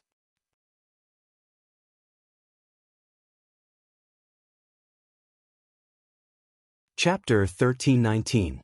Zhao Xinhui raised her chin and said, this is nothing. There are more and better things. Second sister-in-law, you haven't seen them before, so you don't know what good things are like in the city. Li Chuang smiled embarrassedly and followed behind Zhao Xinhui. Yes, you're right. You use a lot of things. Second sister-in-law is ignorant and doesn't know what good things are. Zhao Xinhui grunted in agreement. Li Chuang stared at Zhao Xinhui's bracelet again and looked at Zhao Xinhui ingratiatingly. Little sister, your bracelets are so pretty. Can you take one of them off and let second sister-in-law have a closer look? Zhao Xinhui was not stingy about this. She replied, of course. As she spoke, she took off a glazed bracelet and handed it to Li Chuang. Li Chuang touched it in his hand and looked at it with wide eyes. He sighed as he looked at it. It's so pretty. Rich people's things are just different. It feels different just by looking at them. Zhao Xinhui glanced at Li Chuang and looked at Li Chuang as if he was a country bumpkin. She felt that Li Chuang was ignorant. Li Chuang held Zhao Xinhui's bracelet in his hand and couldn't bear to put it down. After touching it for a while, he smiled at Zhao Xinhui and said, little sister, can I hold your bracelet and try it on? It looks so pretty. Can I put it on and try it on? Before Zhao Xinhui could say anything, Li Chuang retorted unhappily, it's good enough that I'm letting you see it. You still want to wear it. After being scolded by Hua Chunhua, Li Chuang pursed his lips and was about to return the bracelet to Zhao Xinhui. However, he unexpectedly said to Zhao Xinhui, second sister-in-law, since you like it so much, I'll give it to you. It should look good on you. Zhao Xinhui was willing to give it away because she had too many things. It was nothing to give one away. Moreover, young Master Meng would continue to give it to her. Li Chuang's words were pleasing to the ears. She liked it, so it was fine to give one to her. She would treat it as a reward for flattering Li Chuang. Her second sister-in-law would definitely be more attentive to her in the future. Li Chuang, she thought that he had heard it. And he asked, little sister, are you joking? Are you really giving it to me? This is a treasure. Zhao Xinhui nodded in agreement. Second sister-in-law, I said I'm giving it to you, so I'm giving it to you. Don't tell me I'm lying to you? When Li Chuang heard this, he was overjoyed. He pulled Zhao Xinhui aside and praised her, little sister, you're so nice. Now that you're rich, you still take care of your brothers and sisters-in-law. The Zhao family is so lucky to have a girl like you. Zhao Xinhui was also very happy to be praised. He replied faintly to Li Chuang, of course, sister-in-law. We're family. Do you think I'm like some people who forget about our family when they're rich? Zhao Xinhui was referring to Zhao Ping. When Zhao Ping was rich, she didn't care about old Zhao's family. She didn't care about old Zhao's family at all. She ate well and drank well, while old Zhao's family continued to live a hard life. Li Chuang smiled and replied, yes. Little sister, you're still different from the average person. Zhao Ping replied faintly, of course. When Feng Zhangxia from the first branch saw that Li Chuang had gained some benefits, she had an idea. She wanted to go over and flatter Li Chuang to gain some benefits, but Shen Pan stopped her.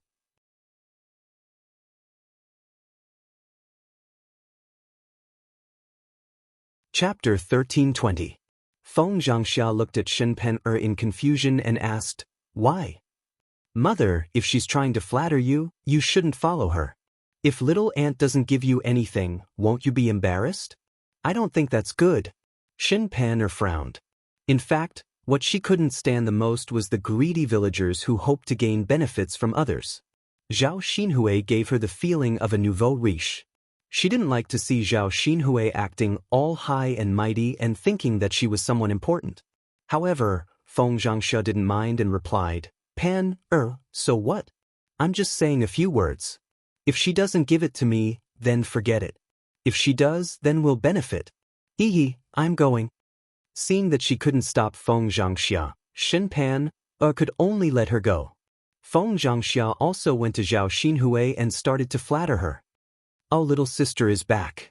You're dressed up so well today. You look like a different person. Look at your clothes and jewelry. They're so beautiful. Zhao Xinhui was in a good mood as she responded. She gave the bracelet to her second sister-in-law, but she couldn't give it to her eldest sister-in-law. Thus, she took off a jade bracelet from her wrist and handed it to Feng Zhangxia. Feng Zhangxia didn't expect Zhao Xinhui to be so straightforward and was overjoyed. "Little sister, you're so nice. You're so generous." Li Chuing glanced at Feng Zhangxia unhappily. She felt that Feng Zhangxia was taking advantage of her. Her eldest sister-in-law liked to follow others. It was so disgusting. After receiving the bracelet, Feng Zhangxia quickly put it in her arms and then said to Zhao Xinhui with a smile, "Little aunt, why don't you have lunch at my place? I'll go and cook something for you now." Li Chuing didn't want to be left behind and said, "Little sister, come to my place to eat. I'll cook something good for you too. It's rare for you to come back, so don't reject me." Second sister-in-law, we have a first come, first served rule. Since I said it first, little sister naturally has to eat at my place. I'll go to your place next time when I come back. Sister-in-law, it's my turn to cook first today. How long will little sister have to wait for your family to finish cooking? Li Chuing and Feng Zhangxia started arguing. Both of them wanted to drag Zhao Xinhui to their house to eat.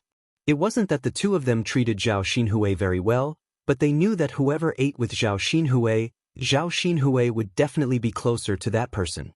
Then, he would be able to give benefits to that person. If he could give away such a precious bracelet so easily, who knew if he would have something even better? How much could a meal cost? The gifts given by Zhao Xinhui were the real treasures. Zhao Xinhui calmly replied to their argument, "Eldest sister-in-law, second sister-in-law, what are you arguing about? I'm not going to any of your houses. I'm leaving soon." Hearing that Zhao Xinhui was going to leave in a while, Huo Chunhua couldn't stay calm. She asked Zhao Xinhui, you just came back and you're leaving already?" Zhao Xinhui made a sound of acknowledgement. "Can't you have a meal before you leave?" Huo Chunhua was a little reluctant. Her daughter was getting married and going to another family. She missed her dearly. "No, there's nothing good to eat at home. The good food doesn't taste good. It can't compare to the Meng families. It's better for me to go back. There's a lot of good food there."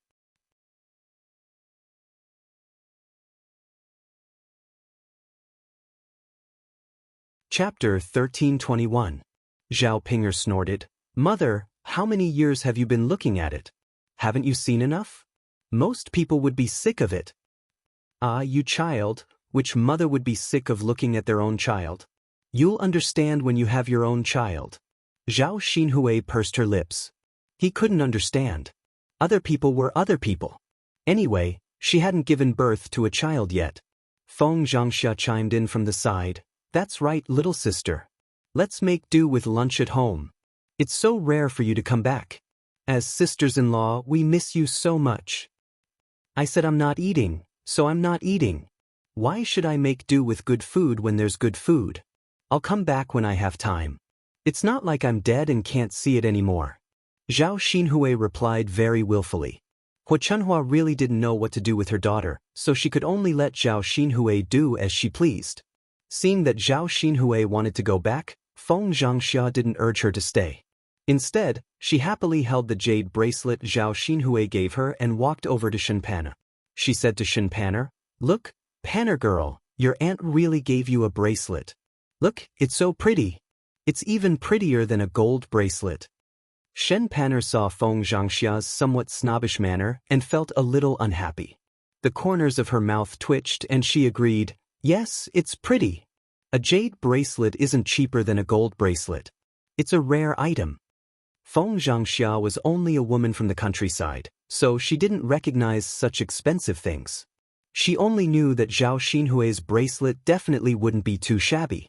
When Shenpanner said this, she knew that it was a treasure and her heart was filled with joy. "Panner, it's not appropriate for mother to wear such an expensive bracelet. Here, you wear this bracelet. Mother will give it to you." As she spoke, Feng Zhangxia stuffed the bracelet into Shenpanner's hands. Shenpanner didn't expect Feng Zhangxia to give the bracelet to her. "Mother, Panner, wear it. It looks good on you." Mother's working hands don't look good with them. Shen Pan suddenly felt a little touched. She put it on and said to Feng Zhangxia, "Thank you, mother."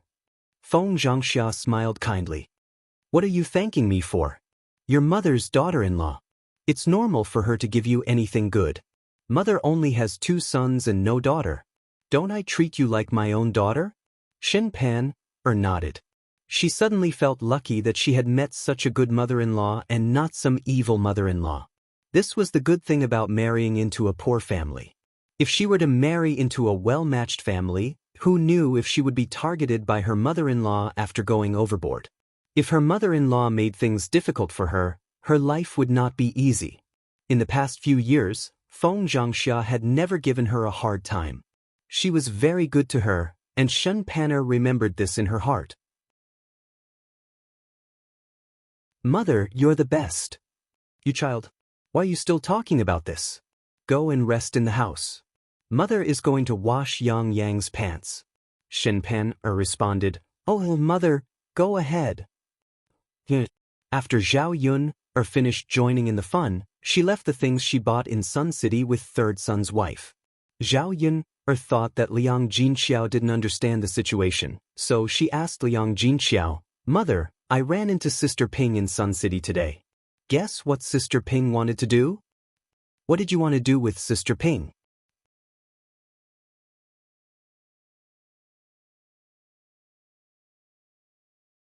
Chapter 1322. Liang Jinxiao replied a little guiltily, "Ping wants to do business? That's good. At least it's a proper business. Who knows, we might be able to earn some money." However, Zhao Yun snorted softly. Zhao Ping had mentioned it before. She didn't expect that she would continue to do it even after so many years. That idiot. If she really wanted to do it, she could have done it alone. Why did she have to bring Ma Xiaofeng along and let others take advantage of her? Sure, a person like Zhao Ping was so stupid that she probably wouldn't listen to what others said. It's good that they can earn money. If they can't earn money, it's all for naught. It's not easy for them to do things like this without planning anything well. Not to mention other things, just buying breakfast at the stall and preparing those things every day was not an easy task. The breakfast made by them might not necessarily be delicious. Her breakfast stall's business was good because her food had a unique taste that most people liked. Otherwise, ordinary stalls wouldn't be able to earn much money. If they didn't manage it well, they might suffer a loss. They had to transport so many things every day. Other than renting the stall, they had to prepare a donkey cart. This would be another expense. Where did Zhao Pinger and Ma Xiaofeng get so much money? Zhao Yun then told Liang Jinxiao about her doubts. "Mother, where did Sister Pinger get the money to set up the breakfast stall?" At the mention of this, Liang Jinxiao's heart tightened. He didn't dare to tell Zhao Yun the truth. He pursed his lips and said to Zhao Yun, "I think I heard Ping mention it before. She said that her in-laws also want to earn money and don't want to live a hard life, so they agreed to use the dowry she brought over to do business." "Is that so?" Zhao Yun was puzzled. When did the family Qin's people become so willing to trust Zhao Ping so much? However, on second thought, it wasn't impossible for the family Qin's people to agree because of the profit motive. Liang Jinxiao's palms were covered in a layer of cold sweat. His smile was a little stiff as he said, "Since Ping said so, it should be true. Then it'd be best if Sister Ping earn money. If she can't." She reckoned that the family Qin's people would make her suffer. Liang Jinxiao replied, "Yes, I hope Sister Ping's people can earn money. Her in-laws family Qin's family. It's not easy. She's only a few days after she got married." Zhao Yun saw that Liang Jinxiao was worried about Zhao Pinger's situation and couldn't help but sigh to Liang. After putting down the things, Zhao Yun went back. She hadn't been busy at home for long when she saw a carriage rushing over and stopping in front of her house. Zhao Yun looked up and wondered who had come to her house.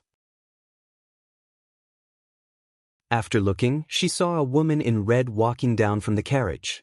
She was wearing a red dress. She was very ostentatious and eye-catching. The woman was also dressed beautifully. She wore beautiful jewelry on her head. Her hair was made of gold like a phoenix, and her long black hair was scattered behind her shoulders. The person who came was none other than Murong Shui Shuang. Standing in front of Murong Shui, Zhao Yun felt the gap between them. She was just an ordinary peasant woman in the countryside, while Murong Shui Shuang was a noble princess. Why was she here?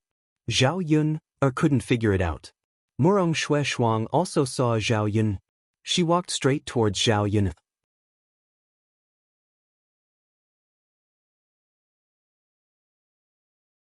Chapter 1323. Zhao Yun looked at the spilled water and clothes on the ground, and a chill suddenly rose in her eyes. She scolded Murong Shuang, "Are you crazy?" Murong Shuang did not know what crazy meant.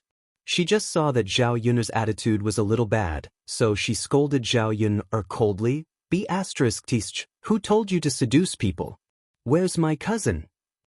The cousin that Murong Shuang mentioned was Mu Lianfeng, and Zhao Yun knew this. Zhao Yun then understood that Murong Shuang came to her because of Mu Lianfeng. Looking at Murong Shuang's overbearing attitude, Zhao Yun felt very uncomfortable. She replied coldly to Murong Shuang, "You called me AB***. Do you think I'll tell you?" Zhao Yun did not know the purpose of Murong Shuang's visit this time. Based on the current situation, Murong Shuang obviously had a feeling that she did not come with good intentions. Zhao Yun's words and attitude angered Murong Shuang even more. Murong Shuang was flustered and exasperated as she continued to scold Zhao Yun, "How dare you talk back? See how I'll deal with you." Murong Shuang usually relied on her status and was used to being arrogant and barbaric. No matter who it was, she did not pay attention to anyone. She thought that if she taught Zhao Yun a lesson, Zhao Yun would have to bear it and not resist. However, to Murong Shuang's disappointment, her tyrannical and overbearing attitude did not have much effect on Zhao Yun. Although Murong Shuang's status was not something that ordinary people could afford to offend, she could not just come and deal with her for no reason. It was really too much. Murong Shuang's face was about to slap Zhao Yun's face, but before she could touch Zhao Yun's face, a small figure ran over and stood in front of Murong Shuang. "Don't hurt my mother." Dao Du opened his arms to protect Zhao Yun and said to Murong Shuang angrily. Murong Shuang lowered her head to look at Dao Du and snorted coldly, "B***T gave birth to AB***. Get out of my way." Murong Shuang did not care that Dao Du was just a child, and still wanted to attack Dao Du. Just as Murong Shuang was about to attack Lil P, a cold voice was heard. "Stop!" Murong Shuang stopped in her tracks. She turned around to look at Mu Lianfeng and said, "Cousin." Mu Lianfeng's face was gloomy, and he was unusually angry. The thing that he could not tolerate the most was others hurting Zhao Yun and Dao Du. This was his bottom line. Now that Murong Shuang was attacking these two people at the same time, even if Murong Shuang was his cousin, Mu Lianfeng still could not control his anger. He walked up to Murong Shuang and slapped her hard on the face. Murong Shuang was stunned. She did not expect Mu Lianfeng to hit her. She had never been hit by anyone in her life. Even in her own family, she was treated like a treasure. Her parents spoiled her very much, and she had never been treated so sullenly. Murong Shuang covered her face and cried to Mu Lianfeng, "Cousin? You hit me. You hit me for AB*** and B***. So, cousin, you've gone too far."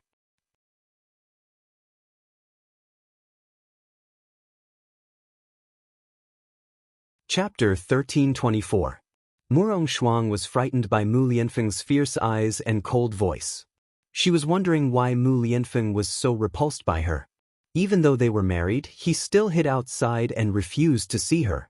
If she hadn't sent someone out to inquire about the news, she wouldn't have known that Mu Lianfeng was living with Zhao Yun in Shuilan village for a long time.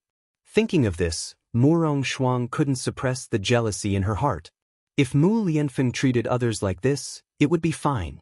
But it had to be a little peasant woman in the countryside. She had no status or appearance. That was it. She lost to Zhao Yun. How could she accept it? Murong Shuang looked at Mu Lianfeng, feeling wronged. "Cousin, what are you talking about? I'm your wife. Imperial consort Hua was the one who arranged our marriage. I'm going to marry you in the future." Who is this woman? Murong Shuang said, pointing at Zhao Yun, and Mu Lianfeng. I will handle the marriage arranged by Imperial concubine Hua. I have already reported it to the Emperor. I am waiting for the Emperor to make the decision. Cousin, I have no feelings for you. It is purely brotherly love. So in this life, I will never marry you. Mu Lianfeng originally didn't have the heart to speak to Murong Shuang so bluntly. This time he was really angry. Since it was impossible for them to be together, he had to make it clear. Otherwise, Murong Shuang would only have hope, seeing Zhao Yu as a thorn in her side, a thorn in her flesh. Murong Shuang was almost made to cry by Mu Lianfeng's words. Cousin, you can't treat me like this. The person you want to marry can only be me. Grandma won't accept the two of you being together. Murong Shuang couldn't help shaking her head. Mu Lianfeng replied coldly. This is my business. You just need to remember that in this life, I will not marry you. Murong Shuang was on the verge of breaking down after hearing what Mu Lianfeng said. She really couldn't figure out what Mu Lianfeng saw in Zhao Yun. For a village woman, he was so determined to not be with her. Cousin, you know that I like you. Except for you, I don't want to marry anyone else. Murong Shuang cried in front of Mu Lianfeng. Since a tough attitude didn't work, she could only pretend to be soft and see if Mu Lianfeng's heart would soften. Mu Lianfeng glanced at Murong Shuang with an expressionless face, then calmly replied, Cousin, you should know that if I'm heartless towards you, even if you tie me to you, it'll be completely meaningless. My heart isn't with you. Cousin, Gu Ning said. Alright, you should hurry back. If you continue to cause trouble here, don't blame me for being impolite. Mu Lianfeng began to drive her away impatiently. He felt that Zhao Yun would feel uncomfortable with Murong Shuang's presence. Murong Shuang glared at Zhao Yun and Dao Du fiercely. She knew that if she stayed here, she would only make Mu Lianfeng hate her. If she wanted to win Mu Lianfeng's heart, it would be really impossible. She should go back to get help now. As long as Mu Lianfeng left Zhao Yun, everything would be fine. Murong Shuang sat in the carriage. Watching the carriage go away, Zhao Yun's frown didn't loosen. Her intuition told her that today's incident was just the beginning. There would be more storms waiting for her in the future. Zhao Yun had a little understanding of what kind of person Murong Shuang was. She wasn't a kind person, so if she was to be with Mu Lianfeng, she would have to go through some setbacks in the future.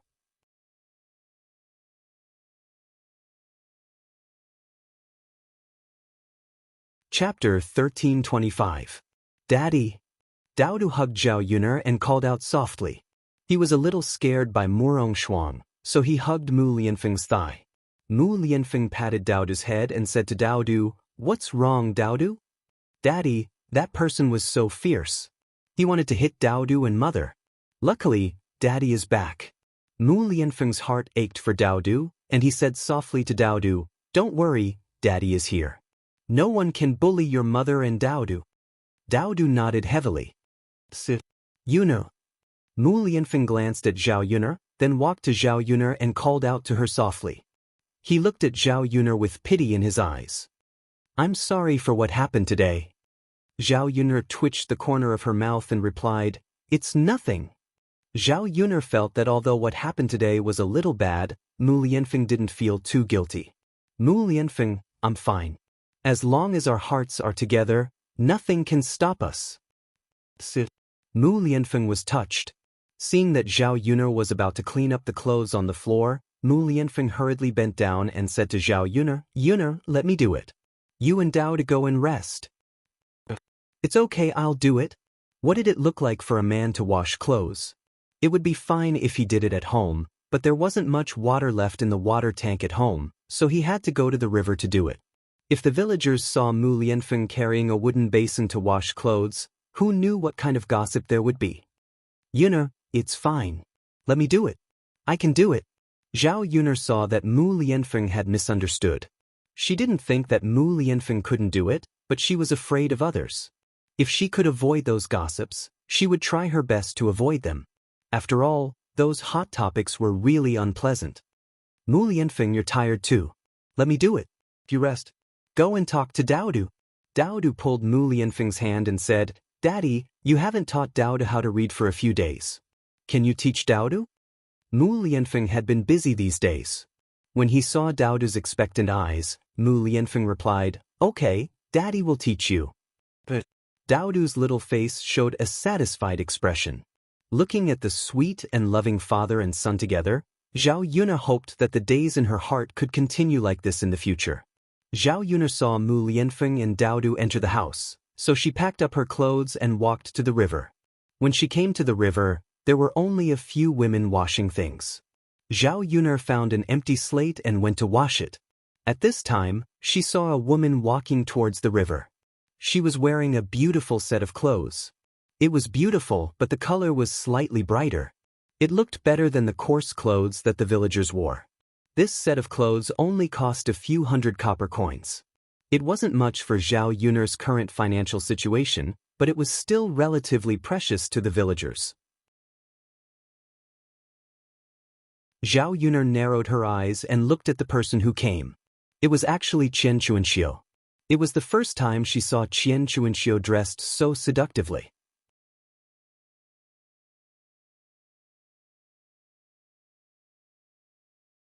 Chapter 1326.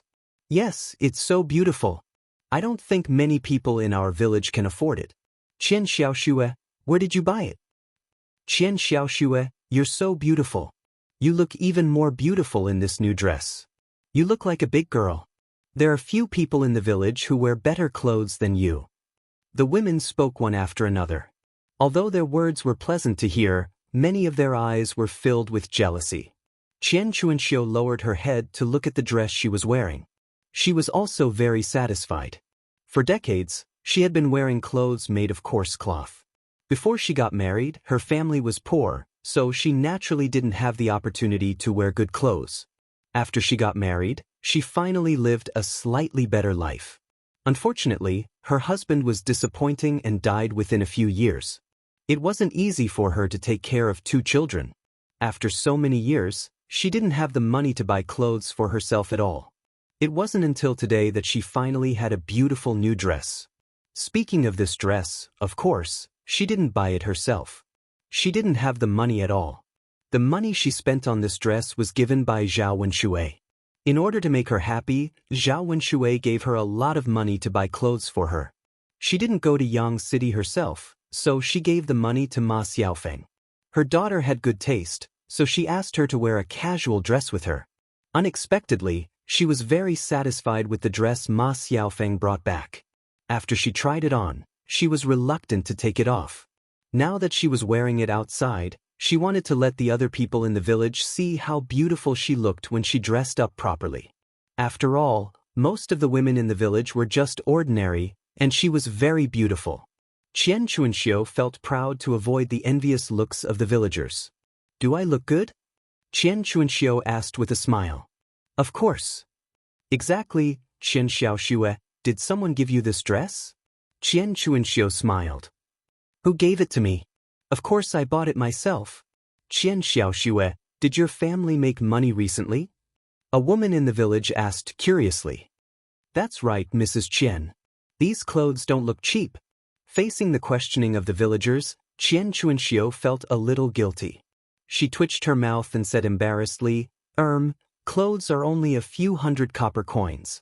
As a woman, sometimes we have to treat ourselves better. If we have some money, we can buy one. It's not a big deal." Sister-in-law Qian is really thorough. That's right. Sister-in-law Qian is open-minded. Most of us can't bear to do that. For people like us, eating is already a problem. Why would we care about what we wear? Even if we wear good clothes, so what? We work every day and wear nice clothes. They will get dirty. Qian Chuanxiu could tell that there was something wrong with these women's words. She didn't want to talk too much with these people. The more she spoke, the more mistakes she would make. Who knew what they would continue to say? Qian Chuanxiu carried a basin of vegetables and washed them quickly. Before she left, she took a bucket of water. After Qian Chuanxiu left, there was a burst of discussion behind him. This Qian Chuanxiu, she's already so old, but she's still dressed so gorgeously. Does she really think that she's still a young lady?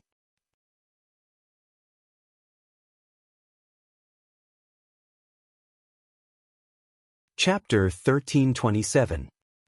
I think this Qian Chuanxiu is just trying to dress up and seduce the men in the village. That's right. Otherwise, why would she dress up like that at such an old age? She's so seductive. I wonder who she's trying to seduce. We're all decent women. We won't dress like that. Zhao Yun heard several women's chatter by the river and felt it was very interesting. Sure enough, women liked men who behaved one way in front of others and another way behind others' backs. Moreover, it was easy for them to be jealous. If a woman stood out too much, it would cause all kinds of rumors. However, this was Qian Chuanxiu's business. How others criticized Qian Chuanxiu was their business. Anyway, it had nothing to do with her. Zhao Yun had just finished washing her clothes and was about to leave when she heard those women's gossip again. You don't know the reason why Qian Chuanxiu dresses up like that, right? A woman said mysteriously. Hearing that, several other women stretched their ears to listen carefully. They wanted to know what was going on. What's the reason? Hurry up and tell us. That's right. Hurry up and say it. She's dressed so seductively. What is she doing? What else can she do? She's seducing men, of course. I don't have any evidence, so I don't dare to say it, but I saw with my own eyes that the second son of old Zhao Wenshui, sneaked into Qian Chuanxiu's house again. Aya, is this true? Did you really see it? I have good eyesight. How can I see it wrong? Why did he sneak into someone's house? There must be something going on. Most people know how to avoid it. These two people are most likely together. No wonder Qian Chuanxiu dresses like that. It turns out that she's seducing Zhao Wenshui. Poor Zhao Wenshui's wife. I guess she still doesn't know that her man has another woman. That woman, Qian Chuanxiu, has a seductive face. She looks like a vixen and does all kinds of improper things. Sigh, if you want to blame someone, blame it on us women for not knowing how to dress ourselves up. We don't look like foxes at all. It would be strange if men don't like us. Should we remind Zhao Wenshui's wife about this? Poor people can't be kept in the dark forever. Forget it, let's not cause too much trouble. Other people's business is other people's business. If it isn't, they won't say that we're spreading rumors. That's true. When Zhao Yun heard these women gossiping, the corners of her mouth curved up slightly. It seemed that there would be a good show to watch in the future. She didn't know if old Zhao's family would flip the pot open after hearing this. With Li Chuang's temper, she was afraid that he would make a fuss. This Qian Chuanxiu probably didn't have a good life. Thinking that the bitch would be punished, Zhao Yun couldn't help but feel sour in her heart. Zhao Yun held the wooden basin and listened to the gossip, then went back. Nothing much happened in the next few days. Zhao Yun went up the mountain to pick tea every day. She casually found several workers to help her grow tea.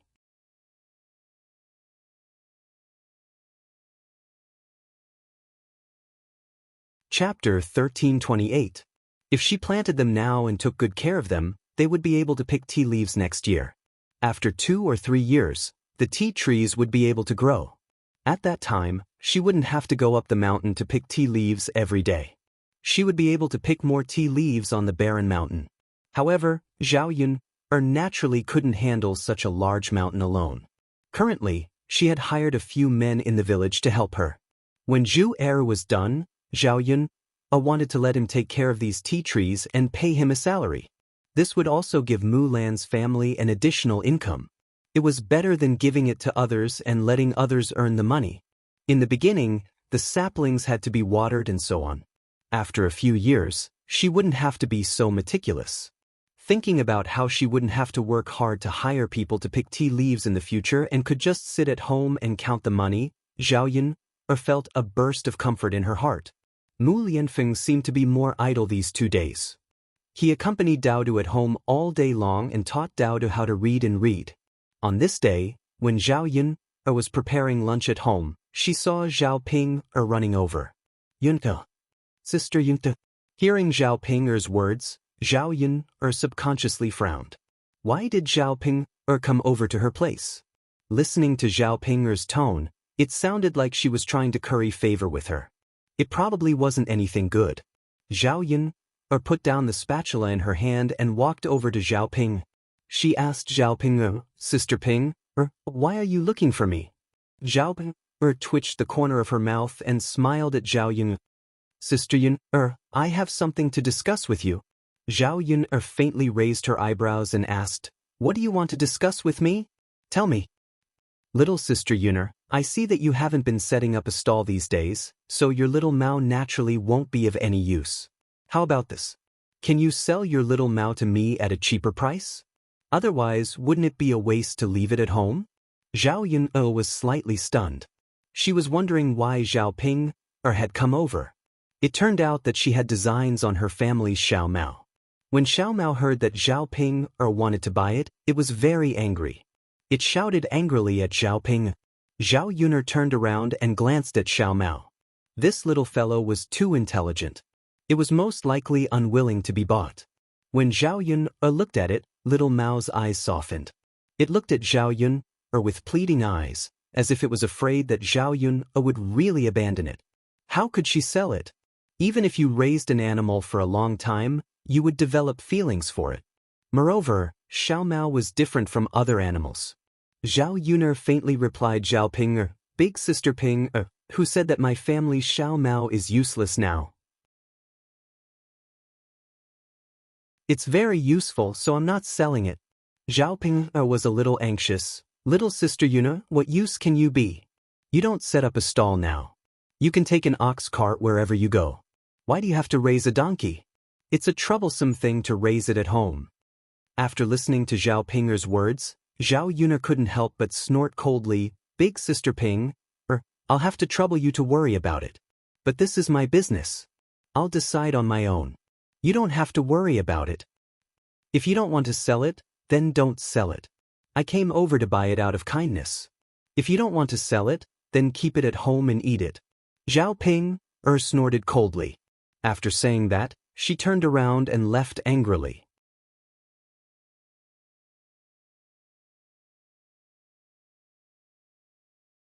Chapter 1329.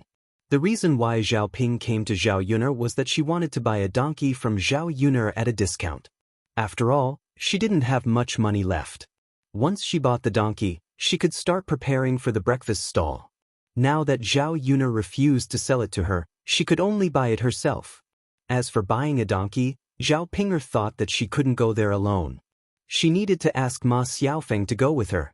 The donkey they bought would definitely be better. With that thought in mind, Zhao Ping walked towards Ma Xiaofeng's home. When she arrived at Ma Xiaofeng's home, Ma Xiaofeng was sitting under a tree in the yard. Xiaofeng. Zhao Ping called her with a smile, then walked towards Ma Xiaofeng. Ma Xiaofeng, however, acted like she didn't hear her. Zhao Ping walked closer and patted Ma Xiaofeng's shoulder. She looked at Ma Xiaofeng and asked with confusion, Xiaofeng, why don't you talk to me? Ma Xiaofeng was struck dumb for a second, then looked at Zhao Ping. Ma Xiaofeng forced a smile. Hi Ping, you're here. Yeah, Xiaofeng, I just wanted to ask you whether you're free this afternoon. If you're free, let's go to the town to buy a donkey together. After Zhao Ping said that, Ma Xiaofeng was silent for a while, then slowly said, Sure. Xiaofeng, I'll come to see you later. Ma Xiaofeng nodded. Sure. Zhao Ping noticed that Ma Xiaofeng was a little absent-minded, so she looked at Ma Xiaofeng with concern. Xiaofeng, do you feel uncomfortable today? You don't seem to be yourself. I'm fine. Ma Xiaofeng replied to Zhao Ping, but she looked a little displeased. Zhao Ping gave Ma Xiaofeng a glance, but still felt that something was wrong. Ma Xiaofeng's face was full of thoughts. Xiaofeng, are you sure you're fine? If you're in trouble, you must tell me. Zhao Ping really took Ma Xiaofeng as her friend, so she cared about Ma Xiaofeng very much. She was worried that Ma Xiaofeng might have an accident. Seeing Zhao Ping's concerned look, Ma Xiaofeng didn't want to talk at all, because it was hard for her to say it. The reason why she was so worried was indeed because something bad had happened. Originally, she was already miserable enough after being teased by Lu San. Now Lu San, this scoundrel, was even more excessive. When he saw her sitting in her courtyard, he even came to her door to tease her when he passed by, saying some filthy words. If other people in the village saw it, there would be a lot of gossip. Thinking of that, Ma Xiaofeng was mad. Lu San had bullied her once, but now he wanted to do it again and again. If he did it again and again, she wouldn't be able to live in the village anymore, because she didn't have the face to do it. Seeing that Lu San was so shameless, Ma Xiaofeng had to act like a shrew. She took the rice fork at home and threatened Lu San. "Get out of my sight or I'll kill you." When Lu San saw Ma Xiaofeng's fierce look, the corners of his mouth curled up, revealing a wretched expression. "Oh, this little lady is quite fierce. I'll go, okay?"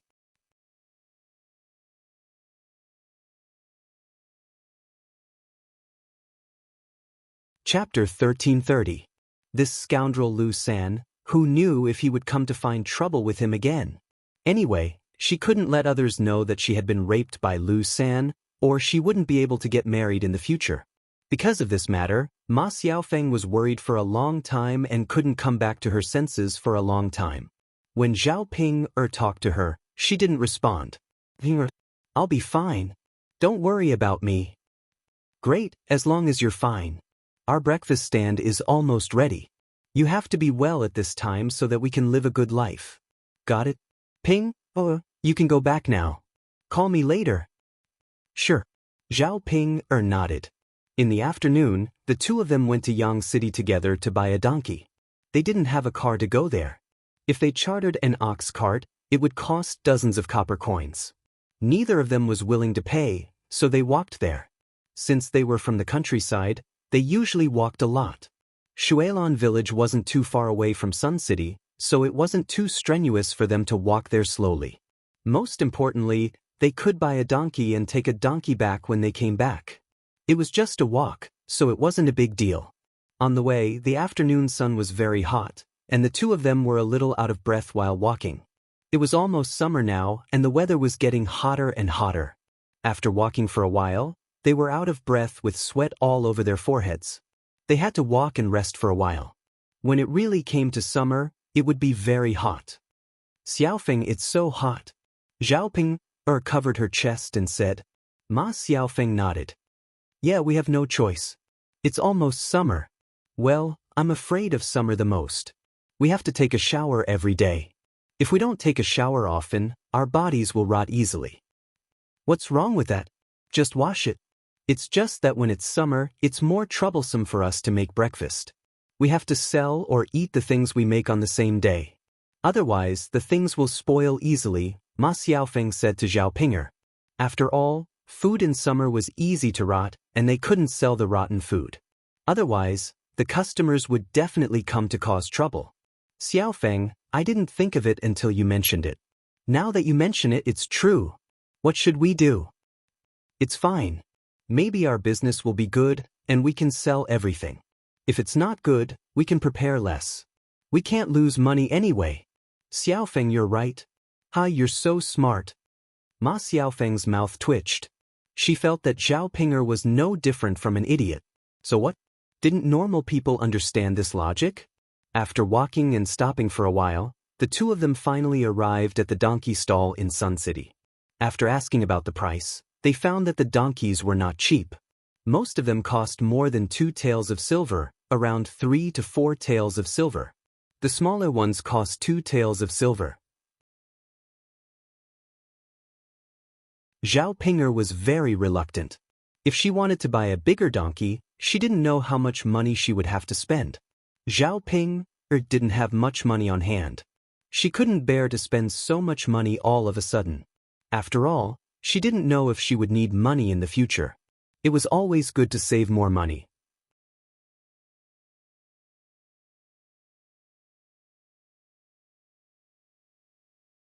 Chapter 1331. Ma Xiaofeng smiled and said, "Of course you can." Zhao Pinger was the one who paid for it, not her. Whatever Zhao Pinger wanted to buy, she would definitely listen to Zhao Ping. Otherwise, if Zhao Pinger asked her to pay for it, where would she get so much money? But Sister Ping, we can't buy something too small. If it can't pull us, it will be troublesome. We have to carry a lot of things every day. A small donkey won't have the strength. Ma Xiaofeng reminded her. After all, sometimes the money should be spent. Otherwise, if they spent the money and bought an unsuitable donkey, it would be better not to buy it. Zhao Ping felt that Ma Xiaofeng's words were very reasonable, so she agreed and said, Xiaofeng, that's fine. Let's buy something slightly bigger. But back then, my little sister Yun bought a little donkey. Look at that donkey's strength, it's quite strong. Runs very fast. Ma Xiaofeng knew that Zhao Ping was talking about Xiao donkey.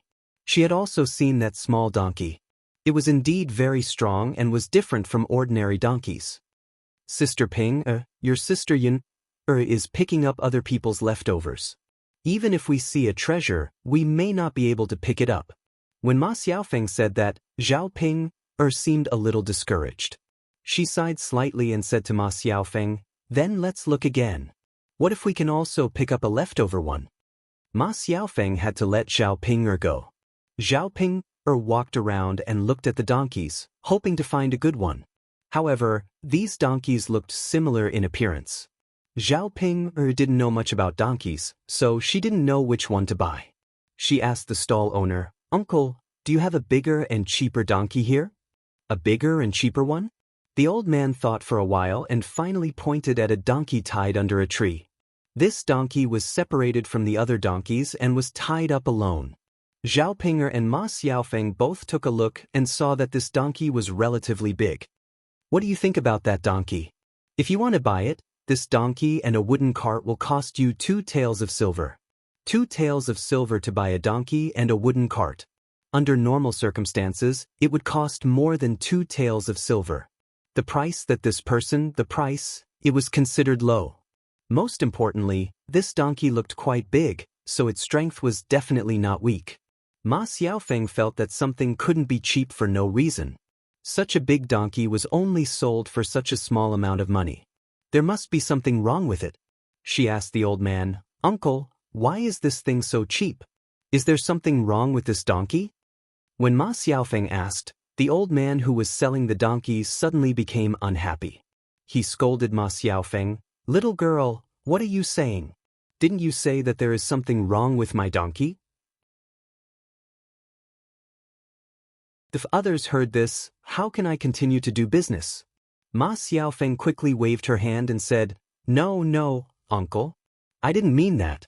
I just feel that such a big and good donkey only costs 2 taels of silver. It's a bit abnormal.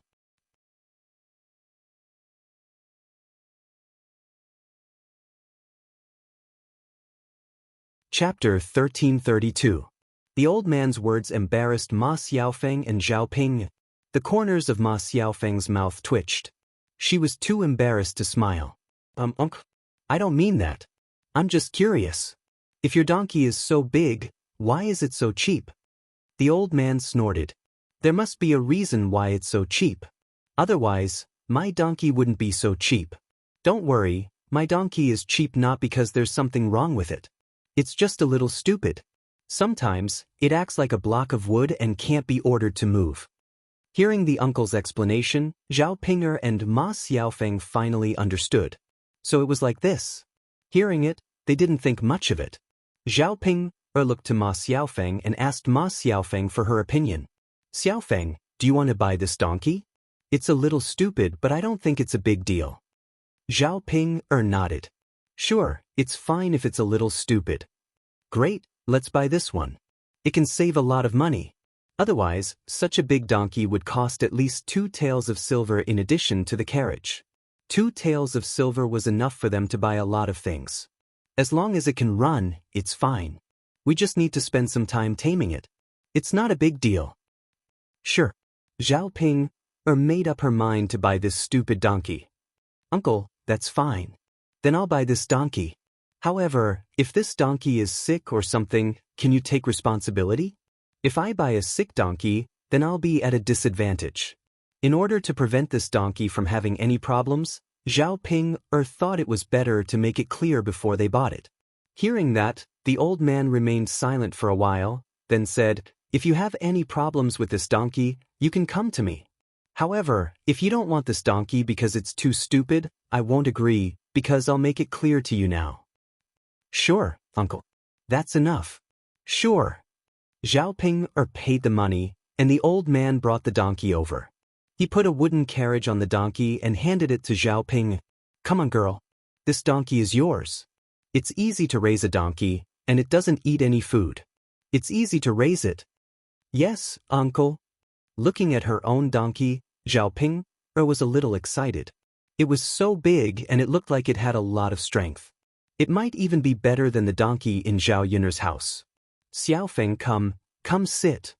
Zhao Ping excitedly waved at Ma Xiaofeng, wanting Ma Xiaofeng to experience it with her. Ma Xiaofeng's mouth also revealed a smile. Although this donkey wasn't hers, if she wanted to use it in the future, she would have a share. She didn't have to worry at all. The two of them sat together on the ox carriage. It was very spacious, and it felt much better than squeezing with other people. Great. Sure enough, it's good to be rich. We don't have to sit in an ox carriage like the country people. We can sit in a horse carriage. We're already so comfortable in a donkey carriage. If we sit in a horse carriage, it will be even more comfortable. Zhao Ping touched her donkey carriage and sighed.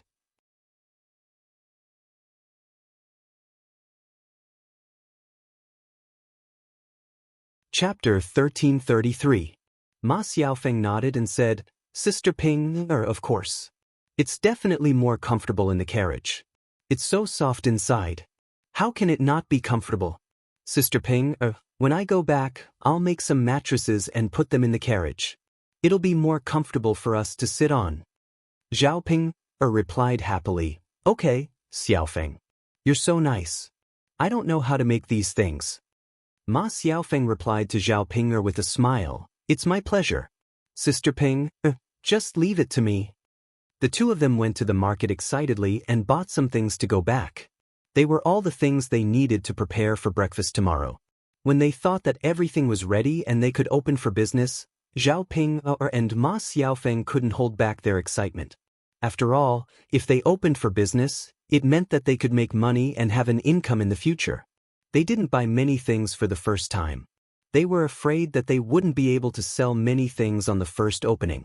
If they prepared too many things, it would be easy to spoil them. After buying the things, the two of them rushed to Shuilan village together. Now that they had a donkey, Zhao Ping planned to pick up Ma Xiaofeng every morning and send Ma Xiaofeng back home when they finished setting up the stall. Anyway, the donkey ran much faster than people walked. The two villages were not far away from each other. It only took them 10 minutes to go back and forth by donkey cart. Seeing that the donkey ran quite fast and pulled the two of them easily, Zhao Ping felt that she had gotten a bargain at a low price. She gloated and said, That old man is really stupid. If he didn't say that the donkey was stupid, who would know? Isn't it running well now?